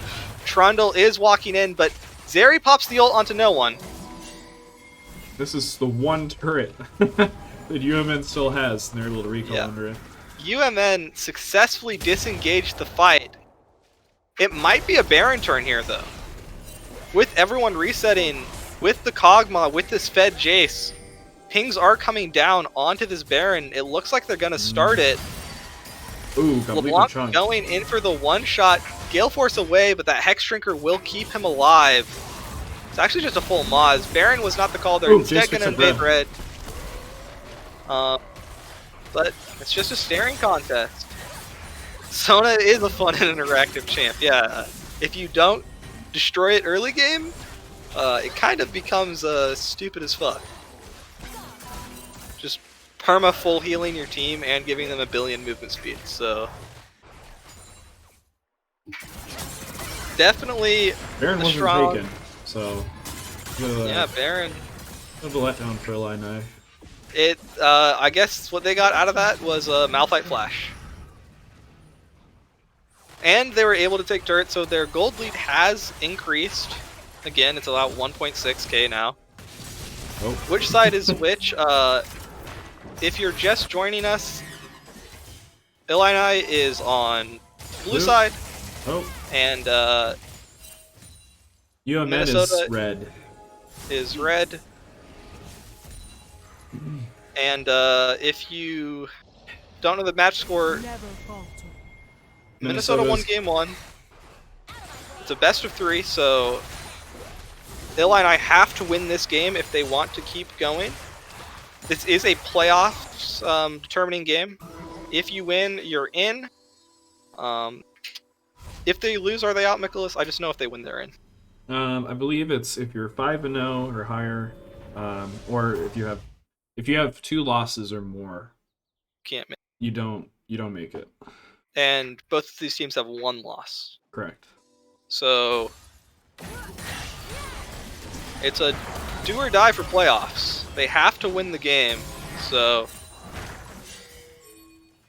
very important for Illini to secure this win here, as Innumerable is They're going fighting forward onto Malphite, but Malphite. they're jumping over the wall here.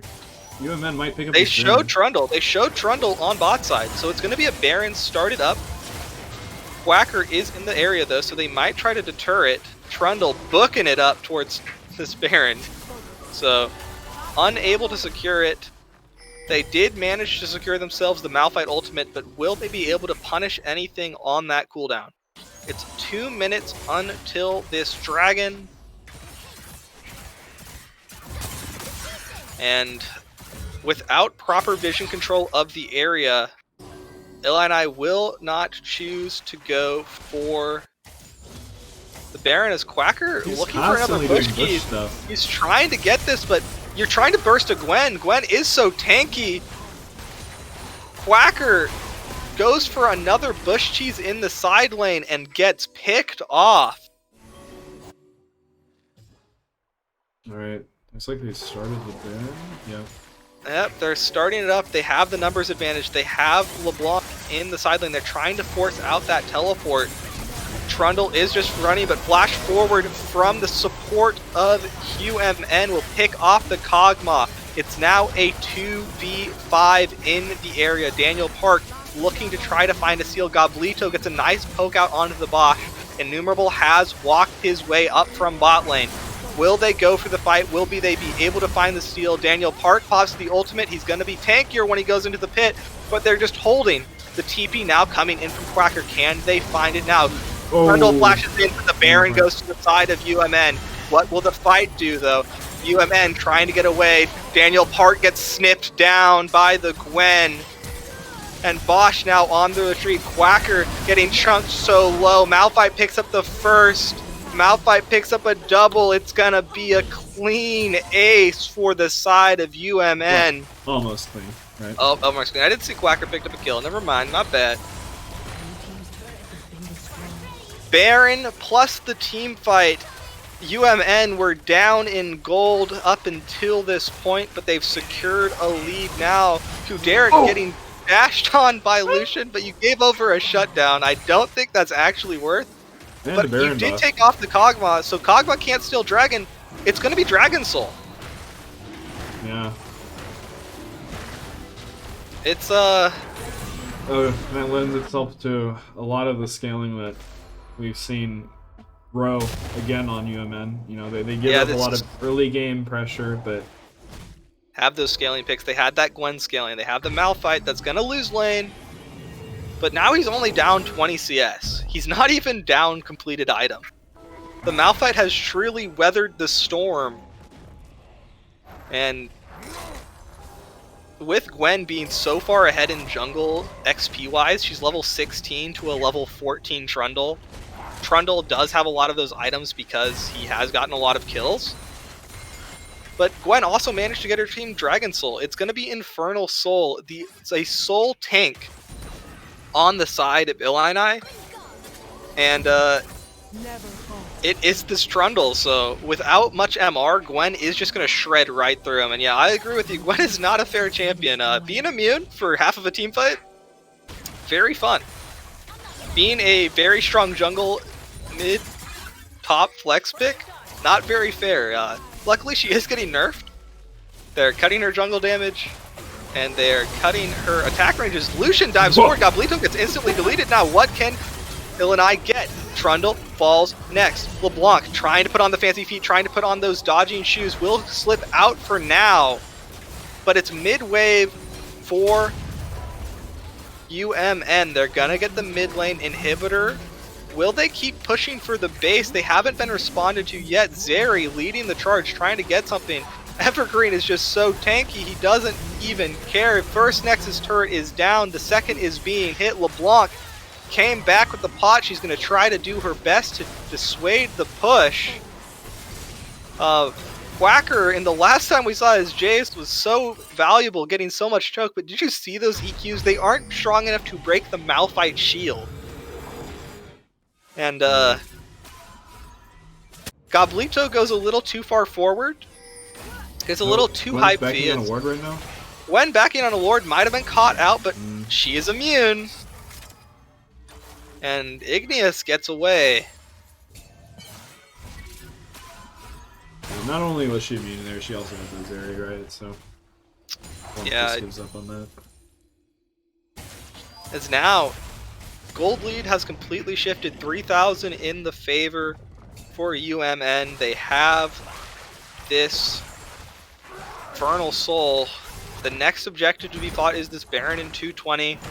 Elder Dragon in 3 minutes if we make it there. Does the game come down to an Elder Flip, do you think?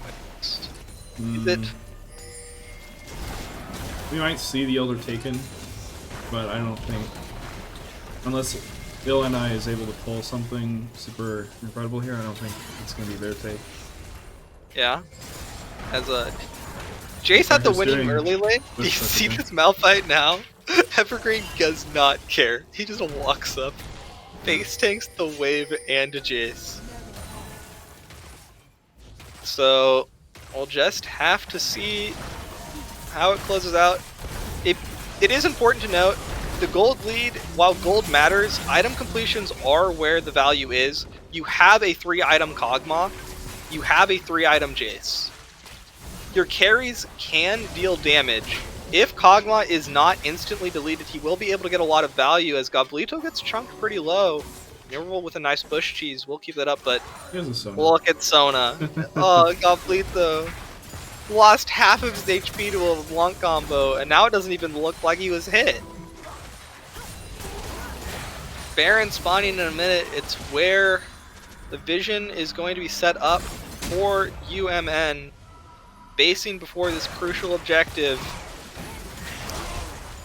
When we're talking item completions for Illini, if we look on the other side, you've got a 4-item Zeri. And it's not like Zeri doesn't build damage items, she's building these bruiser items. So she has a lot of health that you have to burn through, as well as this Infernal Soul. So she's still doing a lot of damage, she's got a Sona to heal her up. It's really an uphill battle here if you are Illini. Baron spawning in 15 seconds and the map is completely dark. We got TP in from from Numerable. They're trying to get control of this Baron area. They're going to try to push out mid and leverage that mid lane advantage into maybe this Elder in a minute's time. But where will we pull the trigger? It's a staring contest in the mid lane. Ooh. Neither team wants to go, and nice poke by Quacker. Will get healed though. Just get healed right back up, yeah, by Sona. Little Chimp getting so much value on this pick. It's to the point where he's not even getting instantly deleted. Interesting note, Little Chimp is sitting on the elixir. He hasn't popped it yet. I bet he'll do that right before the fight starts. As LeBlanc trying to find these angles, Innumerable trying to find a position to get a one-shot, but It's just so hard. Malphite walking forward, flash away from the Bosch will keep him alive for now. Lucian Coley is going out, but they are very chunked. Walk on the backside, trying to get some work. Daniel Park below half. Health bars go down, but nobody drops. It's going to be a trade of ultimates. Zeri might have been caught out here, but a champion can just dash over walls. Yeah, no one saw the Malphite. It only hit on. It would have only hit on the Karma. It missed the Kog'Maw that did the flash. As Elder is being flipped. You got a Trundle with the flash. Daniel Park, can you be the hero? Can you find the play? Goblito flashes over the wall. Take out Innumerable. So many fights And going now on in different parts of the map right now. Trundle going in, but he gets kicked now by Sona. Elder Dragon going to be the prize of UMN. A valiantly fought game. Quacker gets the shutdown onto Zeri, but he will fall immediately after. Aced by the side of UMN. They have a wave. They're going to push it in. That should be the game. UNM fell behind in the early game. Early game was so controlled from the side of Illini.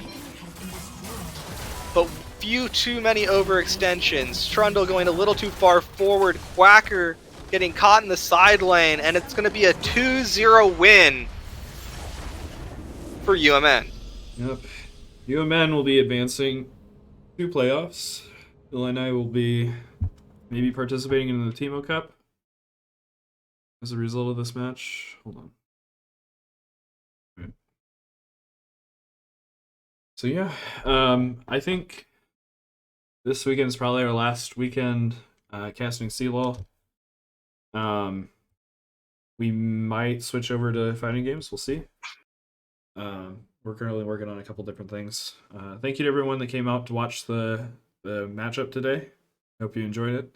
If you want to look at any of the VODs for our streams, our YouTube is linked down below in the About. We have a previous Illini and UMN match. You want to watch those if you missed out on those when they were live. So Yeah. Yeah, both of them will be on the YouTube. And then I'll be uploading this one as soon as Twitch is able to send it over. Yeah, we also have memes on there. We'll be switching over to some other games. Might do some more League of Legends. Might do a tournament sometime in the future. So keep an eye out for that. Aside from that, Brandon, you have anything else? thanks for everyone for coming out. A little unfortunate that we weren't able to get a game 3. Illini looked really strong at the beginning of this game. It really looked like they were going to be able to close it out. Nice resilience from the University of Minnesota side, drafting these scaling support picks for a little chimp. But yeah, thanks everyone for coming out. Yeah, we super appreciate both teams allowing us to cast today. We wouldn't be able to do it without that permission. So thank you. Yeah, have a good weekend, everybody. Enjoy your evenings, and we'll talk to you again another time. Bye-bye.